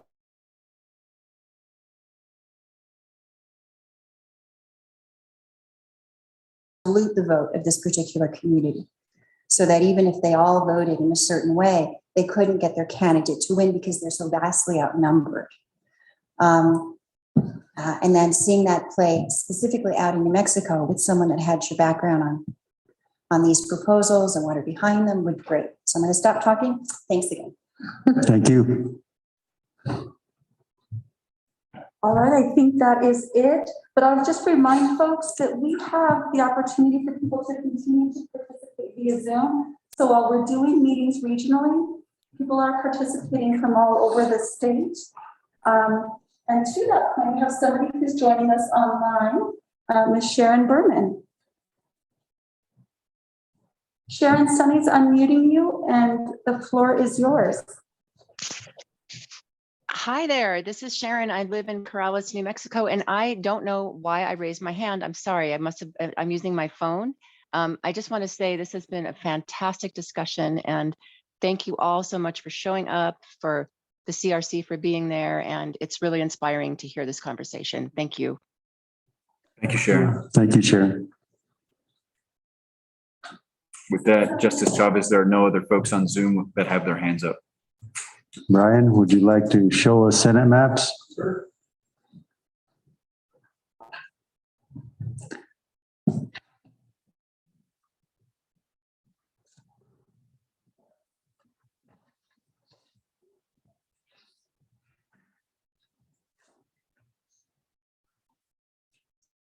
Okay. So here we have concept A. And a lot of it will look somewhat familiar to what we have status quo, at least in the vastness of the statewide map. Remember that a Senate district must have about 50,000 people. So you might see districts that look vast in terms of distance, but sometimes it takes that geography to find 50,000 people. So if we look at this concept here, and again, it's somewhat similar to what we have currently. District 7 starts in Union County, and it goes down all the way to Clovis. As you know, this region has lost population, has not kept pace with population growth. You're still able to keep Senate District 7 and 8, but we had to move a little further down into Clovis to pick up the extra population. But District 7 is an East Side district bordering Oklahoma and Texas and comprising the areas that you see. Senate District 8, also somewhat similar to what it is now, starts in Colfax County to Guadalupe County, includes Las Vegas, Tucumcari, had to pick up a little from Red River, Taos Valley to pick up additional population there. But we basically have a core in northeastern New Mexico of a Union County to Clovis district and a Colfax County to Guadalupe County, wholly containing San Miguel and nearly all of San Miguel and Mora counties in it. Probably the district that was most controversial on the current map, you recall, is Senate District 39. Senate District 39 went from Pecos, we don't need to look at the current map, but Senate District 39 went from Pecos right down to Ruidoso, right? You remember that all the way down and incorporated many, many communities. So we have different approaches to Senate District 39, but basically in hearing around the state, people in Placitas, people in El Dorado, people in Pecos, what they had in common was adjacency to wilderness areas and mountain areas, strong feelings about wilderness, environment, and water. And so rather than 39 going from El Dorado and Pecos to Ruidoso. In this case, it's much more condensed and includes an El Dorado, Pecos, Placitas district. So those are the three districts that really cover this region. There's also a Salva Taos district and a Rio Arriba district, which we'll save for another regional meeting unless people want to bring it up. So in concept B, now, many people have mentioned the reality that it's a statewide map, and things that happen in Los Alamos or Santa Fe could affect things that happen in Farmington or northeastern New Mexico. In this particular map, when the Taos district lost White Rock in northern Santa Fe County, it had to pick up something. So in this particular concept, notice Senate District 6, it includes Taos, Colfax County. So Taos and Colfax County go together. So that allowed District 8 to become all of Mora and San Miguel through Guadalupe, including Tucumcari and parts of eastern Torrance County. So District 8 dropped down a little, did not include Colfax County anymore because of what was happening in other parts of the region. District 7 continues to be under this concept of what you see similar to the other one, going down to Clovis and starting out at Union County. So the districts are vast, but at least there's only 3 Senate districts that cover the area. Now, Senate District 39 has to change configurations here, and it's more of an El Dorado and southern Santa Fe County. In fact, there's a hard line there. If you put up the county boundaries, you'll notice the hard line there between San Miguel and Santa Fe counties. And so 39 becomes a little more compact. It no longer has Placitas. It's picking up southern Santa Fe County. So that would be concept B.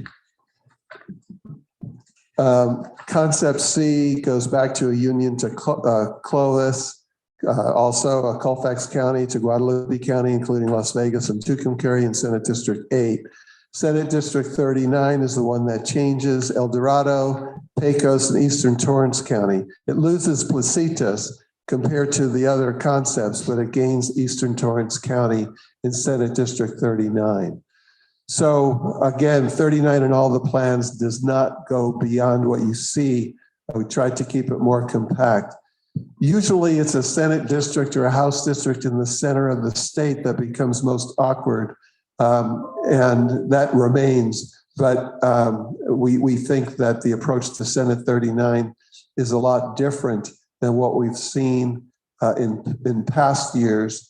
And then when it comes to Senate 8, it's really a matter of whether it includes Colfax County or just wholly contains Mora, San Miguel, and Guadalupe counties in it. So that would be a quick summary of the region on the Senate. Thank you, Brian. Public comment? Mr. Chairman, might I ask Brian a quick question on the last map he showed on 39? Right. Yes. Is 39 going into Valencia County? Do I see No. a sliver? No, it's going into just eastern Torrance County. Torrance, okay. Yeah, no, it's not. Yeah, yes, it's not. Okay, Ms. Garcia has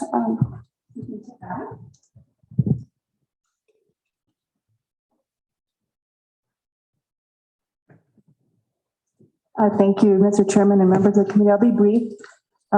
Thank you for doing this amazing work on the Senate districts. The New Mexico Civic Association also submitted a map, but I think some of the versions you've generated are better, even for our own interest. So looking them over, it's a lot harder to deal with the Azteca geographic region because of the size of the districts. But I think that concept A, the one that was very status quo with District 8 and making 39 more compact with Placitas and Pecos, seems to make a lot of sense from the communities of interest that we represent. So I think, yeah, that was A. that tended to do that. So just wanted to offer that feedback, and if we think of more that we want to offer, we'll be doing so. And yeah, I think that's it for now. Thank you. And that was a good job on 39, because that's Ruidoso is quite a distance. Is there anybody else who'd like to make additional comments about the Senate map proposals? All right, I think we're good, sir. Okay. Brian, how about the House? Sorry, Brian.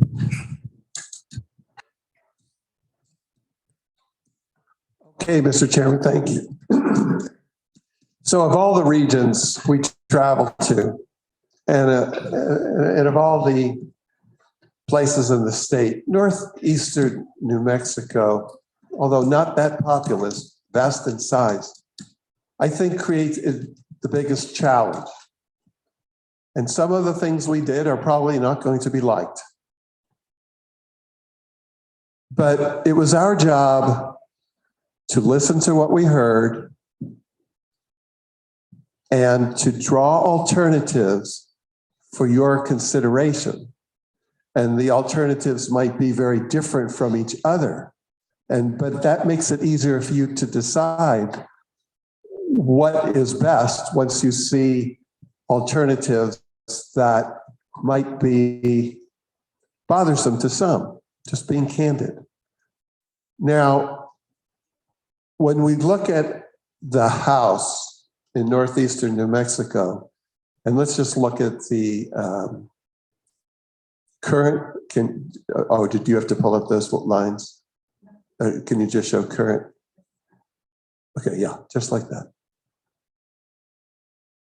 So could you put the district numbers on there?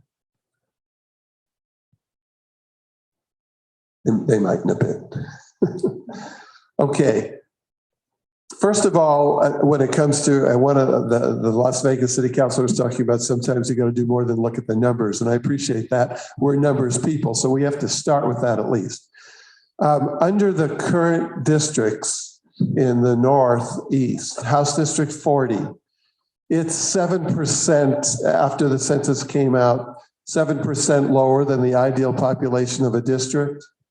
And District 70 is 11% smaller than the ideal population of a district after the census came out. District 67 is 10% smaller than the ideal population, and District 63 is 12% smaller than the ideal population. So the region itself, those 4 House districts, I wish the numbers were coming up, but they're not. Maybe they will. Maybe refresh because they came up on mine.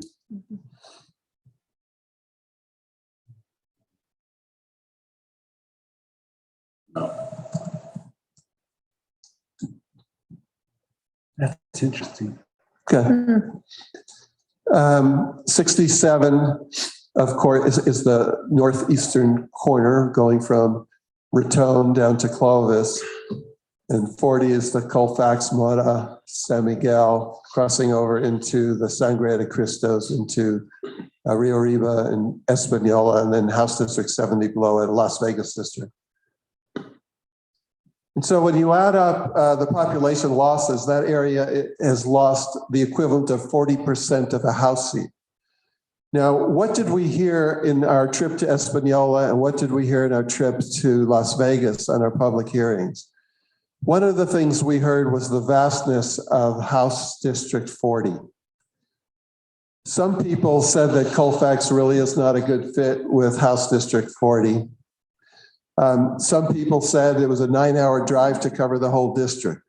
Other people complained about the district in House District 40, which includes Springer and Cimarron and Eagle Nest and Angel Fire, including Mora, going into Pecos, crossing over the Sangre de Cristos to Truchas, Chimayo, and into Espanola.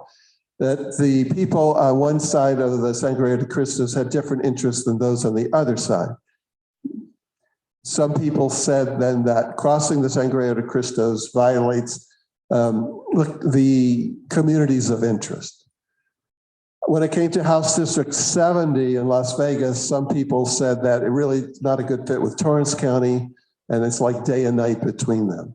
So we had to come up with alternatives that addressed that. One of the alternatives was the reality that if the area is 40% shy of a House seat due to not keeping pace with population, and then if you make the tough decision on House District 40 not to cross the Sangre de Cristos into Rio Arriba and Española, the region is now down 80% of a House seat. So one of our plans does, and we'll get to that, but just to keep this out, one of our plans does merge the 40 and 70 and creates a Mora San Miguel district. To do that does create a community of interest that seems to make sense, but it does mean loss of representation in the area. But we felt obligated as numbers people to do that. So one will merge those areas, and then we have others that shift it. And then finally, we do have a plan that's more status quo oriented that retains House District 40, retains House District 70, and despite the population shifts. So without further ado, concept A, there are the numbers. So we look at District 40, and we see that if you can continue to just zoom in on it. Yeah, that it is a Mora San Miguel Las Vegas district. It does not cross over the Sangre de Cristos, but it's just 40. It's not 40 and 70. And so it is a compact, nice looking district. The acequias are taken into account, but the area would lose representation. District 67 now is picking up Colfax County because of the merger of 40 and 70. Incidentally, that 40 could just as well be called 70 because it's a combination of the two. It could, in fact, the incumbent would be in 70. It could just as easily be called 70. 67 now, because it picks up Colfax, does not have to go around Clovis and into Portales the way it currently does. So it becomes, believe it or not, not going down as far as it used to. So we have a compact Mora San Miguel district, the acequias counted for. 63 continues to be the minority district that's existed for 30 years, the high Hispanic district that goes from the minority communities of Clovis into Guadalupe County. And so that's retained. That's been a district that's been important to the courts over time. Notice how District 50 is cleaned up. That was sort of like the equivalent to House District, Senate District 39, District 50. Because of the fact of this merger, it becomes a lot more compact of El Dorado, Torrance County seat. So the good news is it creates a compact Mora Las Vegas San Miguel district. The bad news is loss of representation. Okay, concept B. Again, 40, in this case, Mora Las Vegas Pecos district and House District 70. Mora Las Vegas Pecos district and House. It does not cross over the Sangre de Cristos. It stays on this side of the mountain range. As a result of that one unified district, because of the population loss in this plan, House District 40 still exists. However, it shifts south and becomes more of a Torrance County district and moving into eastern Valencia County. Guadalupe, the House District 63 retains the strong Hispanic minority district as it's existed for many, many years. Concept C is similar to this, so we can skip it. Concept D. Here in Concept D, we go more status quo. In this plan, Raton, excuse me, Raton is added as well as Mora, and it crosses over the Sangre de Cristos into Rio Arriba County, including Truchas and Cordova, Chimayo, and skirting Española. So in this case, we are able to create a District 40 that does include Mora County. It does cross over to get more population, and it brings in Raton. District 70 also exists, despite the fact that we are crossing over the mountain range, and it becomes primarily a San Miguel, most of San Miguel County. But in order to keep all of in order to keep all of San Miguel County together, and rather than going into Torrance County, which we heard some criticism of at the last hearing, it picks up Tucumcari. And actually, not all of Quay County, but just Tucumcari. And in fact, that area is quite high in its Hispanic rates. So under this plan, we have if we can zoom out again, Raton, Mora district that crosses over the mountain range. Las Vegas keeps its district, San Miguel primarily, and 63 is the Hispanic district. 67 has to reach down a little more again in order to pick up population because it loses Raton. And so we tried to give different approaches based on the demographics and also to avoid losing a rural Hispanic voice in the region.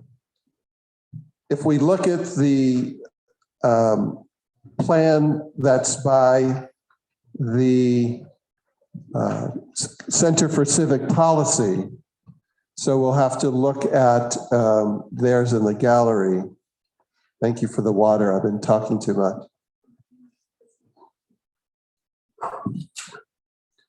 Actually, the Center for Civic Policy takes a somewhat similar approach to our concept D that we just looked at. Colfax County, Mora, crossing over the mountain range and into the Espanola area in Rio Arriba. So 40 is similar. In their District 70, they included Las Vegas, whereas we then included the rest of San Miguel County into Tucumcari to pick up the population. They split San Miguel and went down into Torrance County to help Senate House District 70 pick up more population. So the primary difference between the two is whether to include, could you zoom in on the 70 by the 22 number? So their 70 includes Las Vegas and Moriarty. And ours, concept D, includes more of San Miguel County and to Tucumcari. Other than that, let's look at their House 63.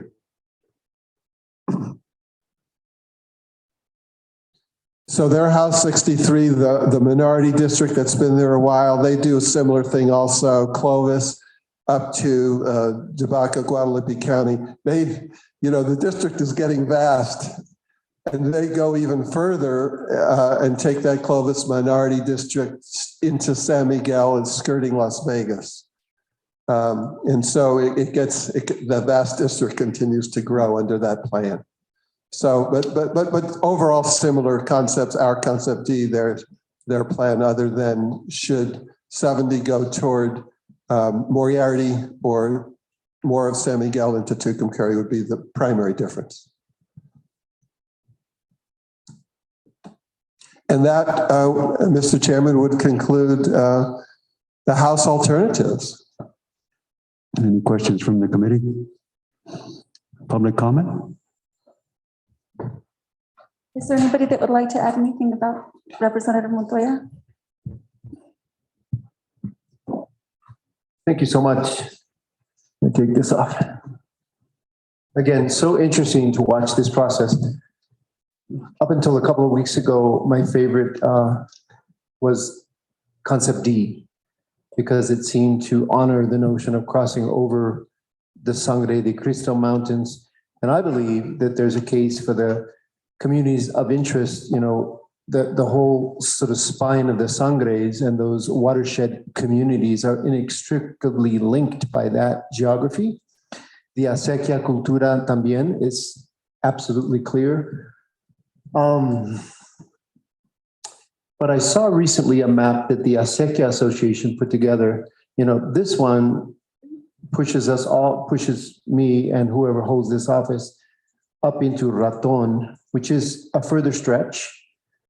The one that the Acequia Association that Ms. Garcia will bring forward actually dips down into Santa Fe County to make up the difference and eliminating that push up into Raton. And to me, that makes even more sense because if we're talking about compact, mostly Hispanic communities of interest, that kind of does the trick just a bit better.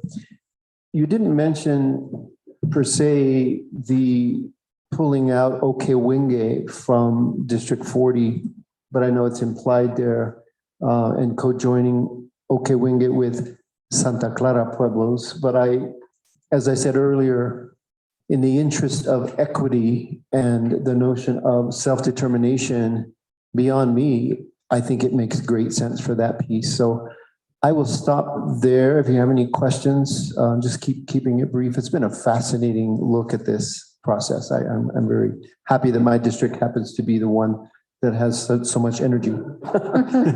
I'm here to answer questions. Any questions?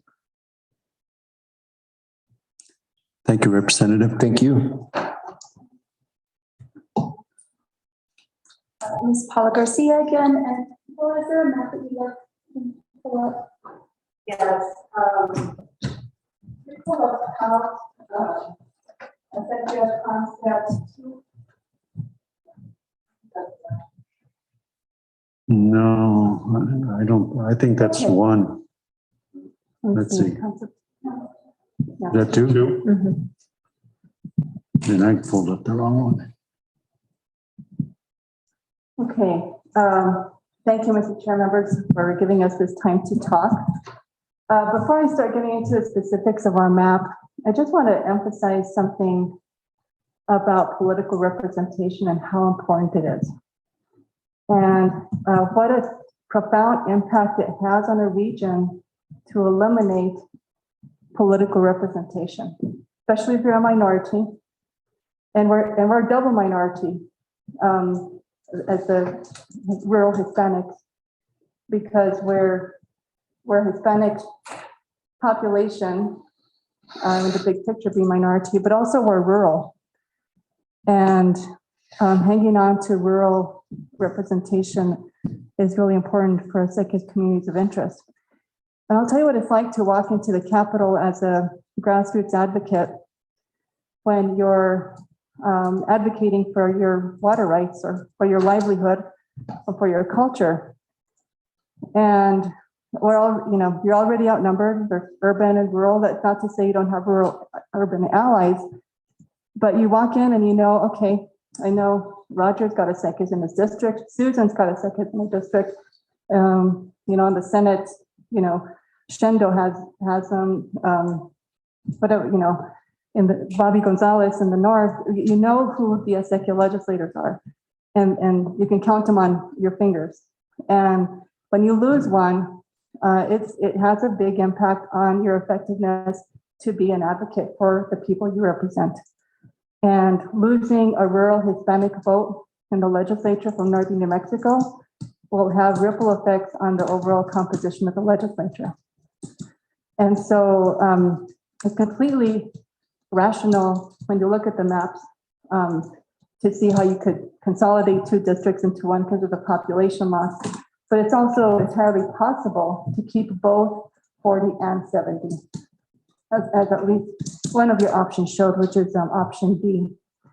And so I want to advocate today for keeping both 40 and 70.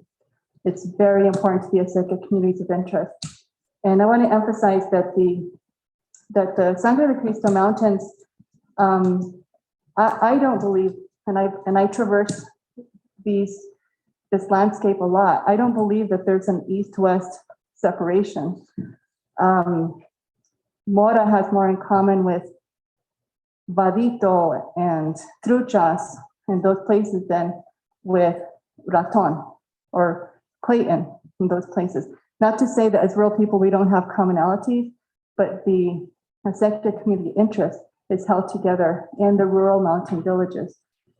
And so, again, political representation is important, and losing a rural Hispanic vote in the legislature would make a very, very big difference to our constituency. So if you look at the map that we propose, it's actually somewhat similar to concept D. It retains both 40 and 70. It's a little more subtle in the way it picks up population. And I know this is a challenge in an area that lost population. In this particular map, it doesn't go all the way up to Raton, and it does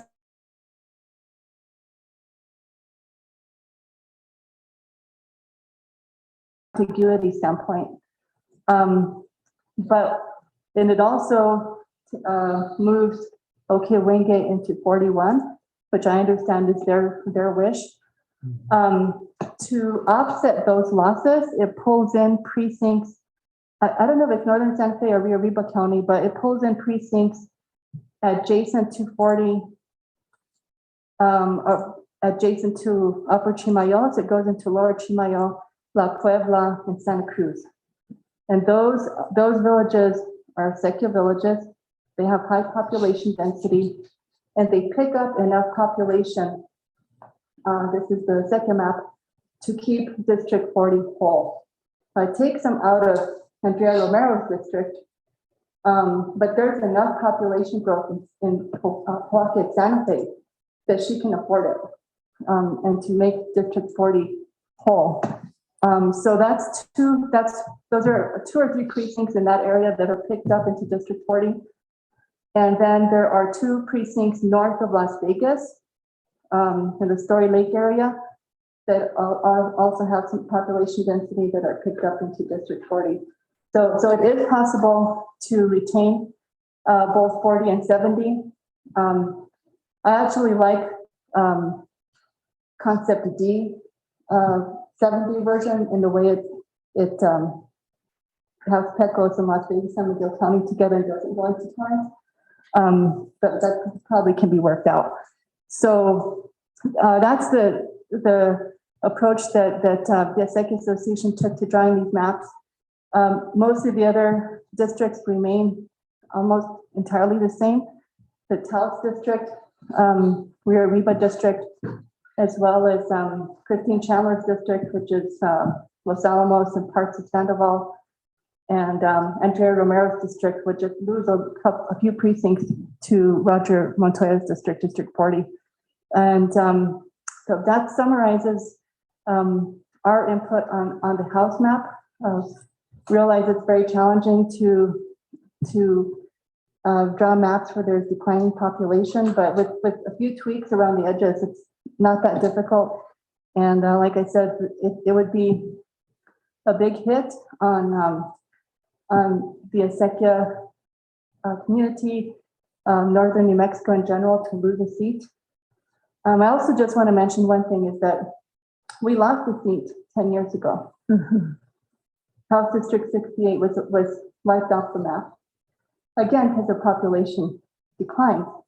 But for one region to take a hit 2 times in a row is pretty dramatic. And also, Guadalupe County used to be in 68. So while 67 has been around for 30 years, it didn't always have Guadalupe County. Guadalupe County used to be part of the Mora San Miguel, greater regional area. So,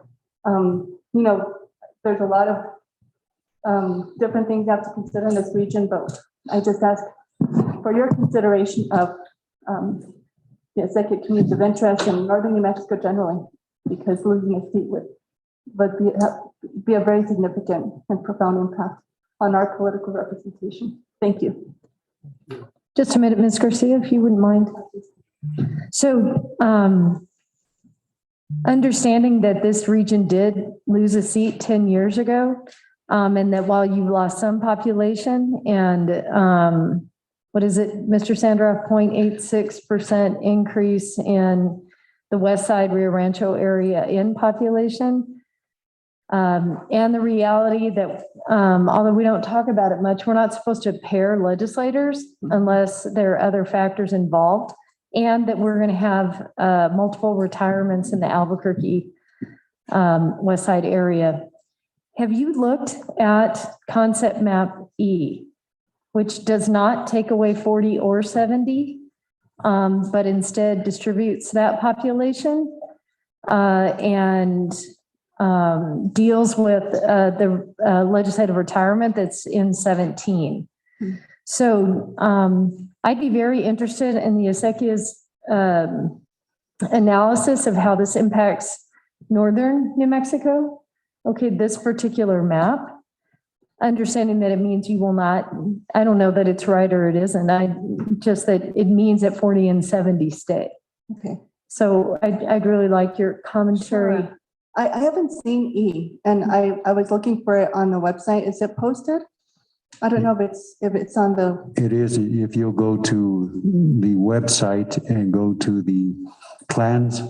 Okay. Or the concepts, we're calling it concepts there. It's the very last one. Okay. I'm sorry that I have not seen that one, concept D, but I'll look it over and give you some written feedback on it. I appreciate the heads up. Yeah, and we appreciate your time here and your thoughtfulness and obviously your understanding of your community. You can tell us right down to precinct level what to do. So yeah, so I'd really appreciate your thoughts. Thanks so much. Thank you. One quick question, Ms. Garcia. Concept D, you said is more like yours, or? Correct, Mr. Chairman and Senator Sanchez. The concept D is similar. I think the big difference is that concept D moves Raton into District 40. Our concept does not. Instead, our concept goes down into the Espanola area. Mr. Chairman, Ms. Garcia, then you don't lose another district. That's correct. In concept D as well. That's right. Concept D retains the two. Thank you, Mr. And Chairman. apparently concept D. I'm sorry that I hadn't reviewed that yet. Thank you. Thank you. Brian, what percentage of a House district are we short population in this area?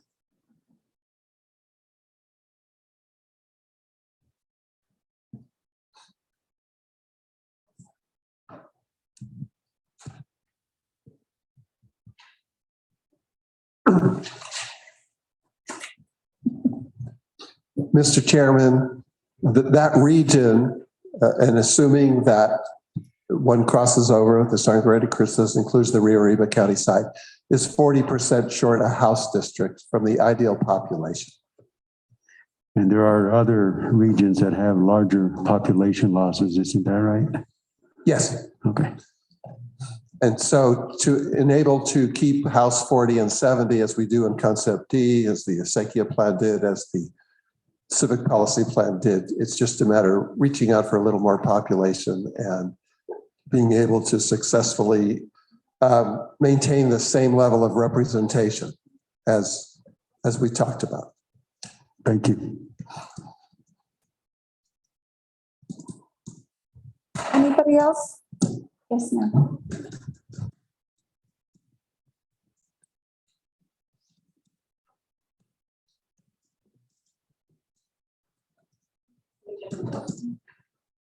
My name is Elizabeth Ratzlaff. I'm just a voter in District 40, sorry. I'm actually right on the line between 40 and 70. And just listening to what people are saying about the economics and the importance of rural New Mexico and equity issues, I just really want to advocate for continuing to have the two representatives in our area. Mrs. Curtis talked about the importance of having economic development in rural areas and thinking about that as a driver. And without representation, we won't have people advocating. So if you push everything to just numbers and not looking, I mean, I know it has to be by numbers and we have to have the right numbers, but I think looking at adjusting the precincts and the edges and maintaining representation for the rural areas, we see this nationally, and equity issues that we really need to maintain representation for all kinds of areas. And I just want to put that out there as a voter in northern New Mexico. Thank you.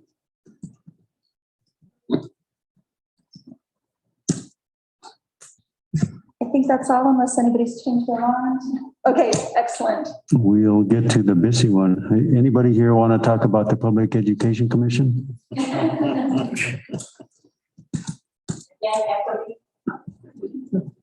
you seen the maps? Yes.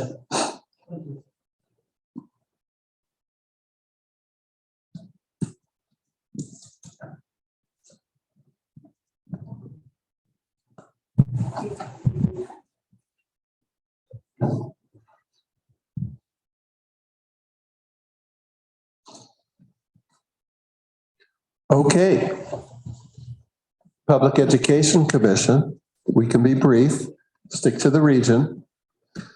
So there are 10 PEC districts in the state of New Mexico. So each one has to have over 200,000 people in it. And this first one is status quo. We always draw one map that is similar to what, this is about the only map that the legislature actually got to pass 10 years ago. Most of it was done by the courts. But so you always start with the status quo plan based on the last expression of the legislature and the governor. And what they did then, and what we've done here, is simply adjust the boundaries to account for population shifts. And so District 9 is an East Side PEC district that runs the length of the state, and it includes from Union County down to Lee County and Eddy County. Notice, if you could put the county boundaries up for a moment. Notice that on the bottom of the map by Chavez County, there's a little box, a red little, right here. That's actually part of Chavez County, but we put it in District 9 because it turns out the school kids there go to school in Artesia.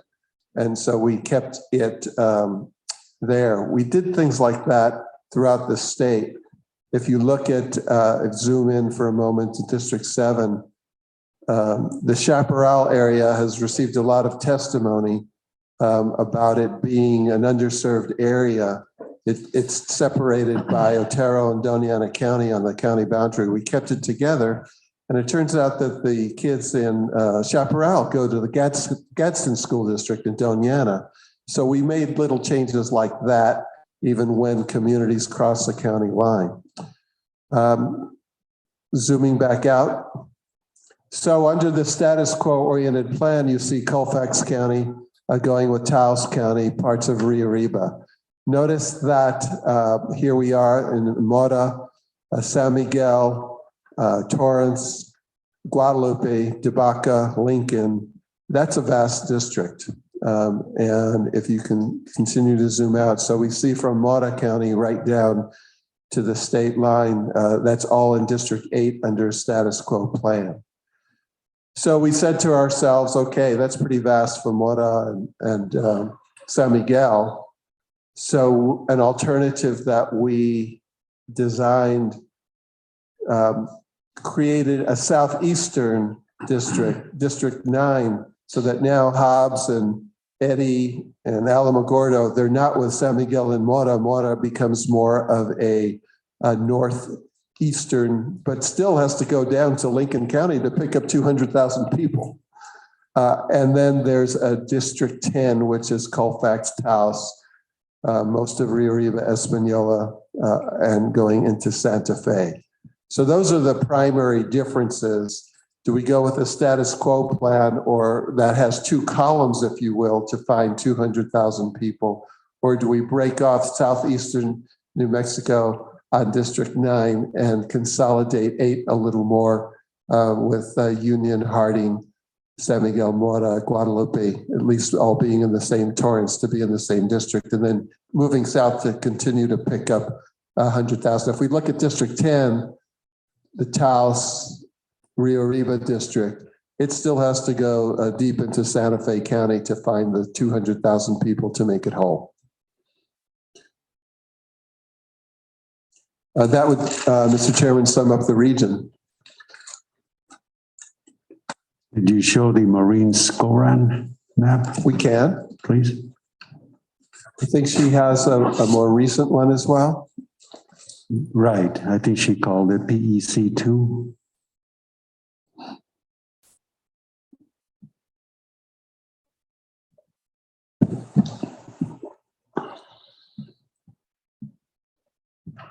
We did in our plan also try to keep into account where the PEC elected officials live.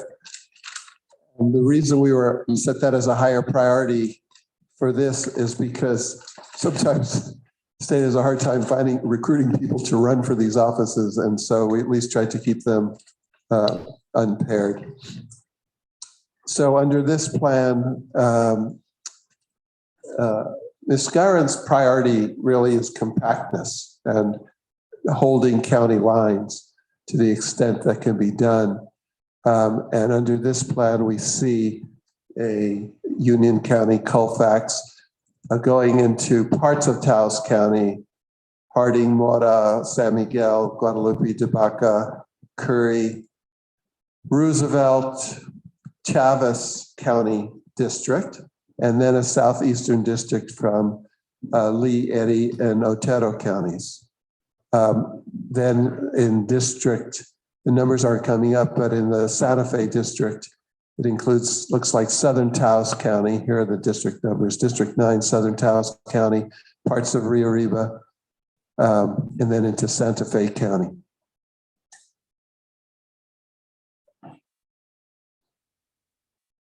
Have you had a chance to determine whether or not this map pairs incumbents? I've been told anecdotally that hasn't been taken into account.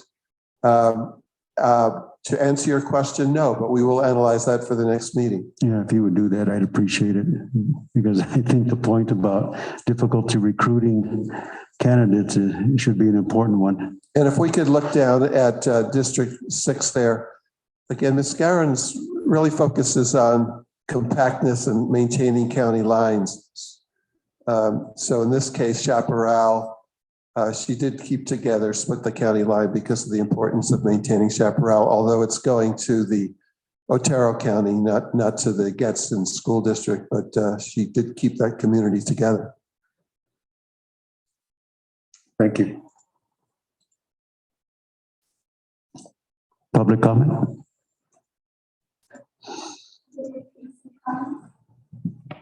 Can you show the evaluation for how Ms. Scarlett's not in terms of ethnicity? I just think about that in 2001.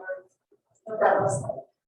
I think I know the answer to that, but let's pull it up to confirm. Okay. Brian, sorry, can you repeat the question, please?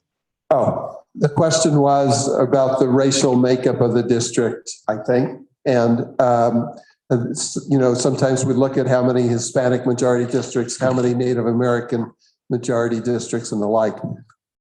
So in District 5, which is a Native American district, you know, San Juan County, McKinley County, and parts of Cibola County, it's showing up at 49.8% Native American. I think we have it in the low 50s. We get it over the 50 mark. And in terms of Hispanic majority districts, there are two. District 1 at 59.6% Hispanic. This is a district in Bernalillo County, pretty much covering the South Valley and the Southeast Heights, it looks like. And District 6, Doñana County district. So two Hispanic districts, one almost Native American majority district. And your maps have either 3 or 4 Hispanic. Correct. And 1 Native American. Correct. Okay.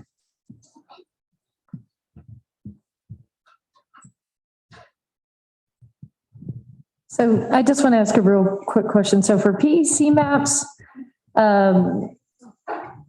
Should we be looking at voter age population or should we be looking at the other population by race factors? Because it changes, right, pretty significantly? When we were just talking about racial data, we were only talking about voting age. So when we're talking about the deviations among the districts and having 200,000 people approximately per district, that was total population. When we talked about the racial data, that was voting age. Did that answer your question? So if we actually just look at racial population, or if we look at population by race, not voter age, right? Because we're actually talking about children, right? Huh? Okay, so this map actually has 7 Hispanic districts, majority districts. If we just look at, am I looking at that right? Which concept would you like to talk about? I think this is the Schofield, or I'm sorry, that's not the right name. Maureen's map. Is this Maureen's map? Okay, so you want to look at Maureen's map? Yeah.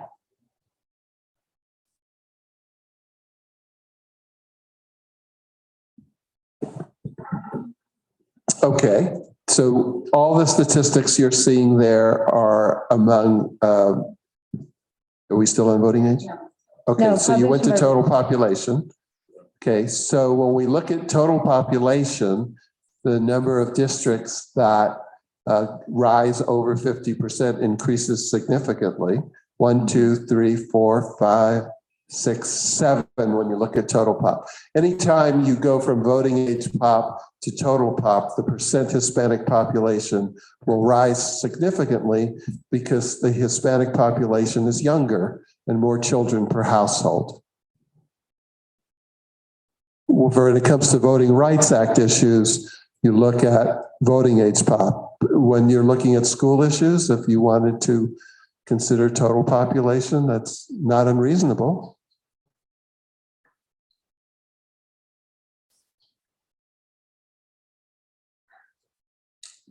So I'd make a motion to move this map into the concept maps for PEC.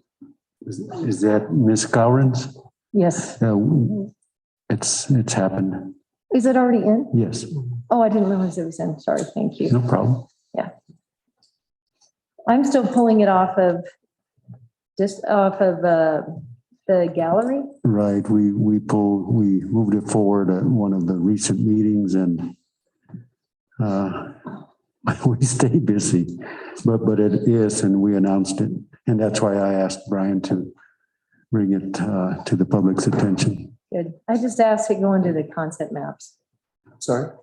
So what we're saying is it's not in our concept maps just yet. Sunny? Okay, thanks. Perfect. Sorry. I'm still pulling it off the gallery now, so that's helpful. Thank you. I have not been able to convince the districtor to figure out a way to move it into draft plans.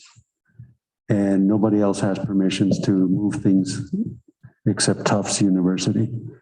So what we decided to do was create a map concepts in our website. And that's where we're trying to load up everything. But yeah, it creates a little confusion. Thanks, Justice. And Member Curtis, you had asked for some guidance around how to do that for a community to comment. And so Sunny created a video. So if people go to nmredistricting.org and they go to the map concepts tab, everything that you all have decided to move forward as a concept for consideration is there. And the tutorial on YouTube about how to provide feedback about it is there as well. I'm going to pass it to Sunny to say more. Just to clarify one element of what Chair Justice Chavez just mentioned, the discrepancy between the maps that are on the gallery and the maps that are on the committee's website. The maps that are on the concept maps page of our website, that's going to be a more complete list, especially as we go through these meetings and more maps get added in. I immediately can go in and edit the website, add those maps up there. So everybody should be bookmarking nmredistricting.org. and looking at the concept maps page regularly to see the new updated maps, just like Ms. Cowan's map and the PDC that is already on there.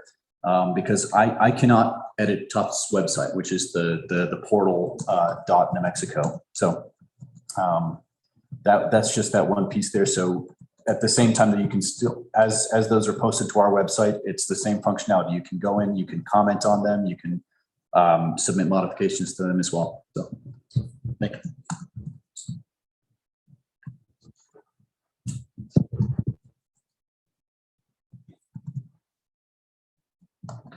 Anything else from the public on Zoom? Anything else from the committee members? We are adjourned.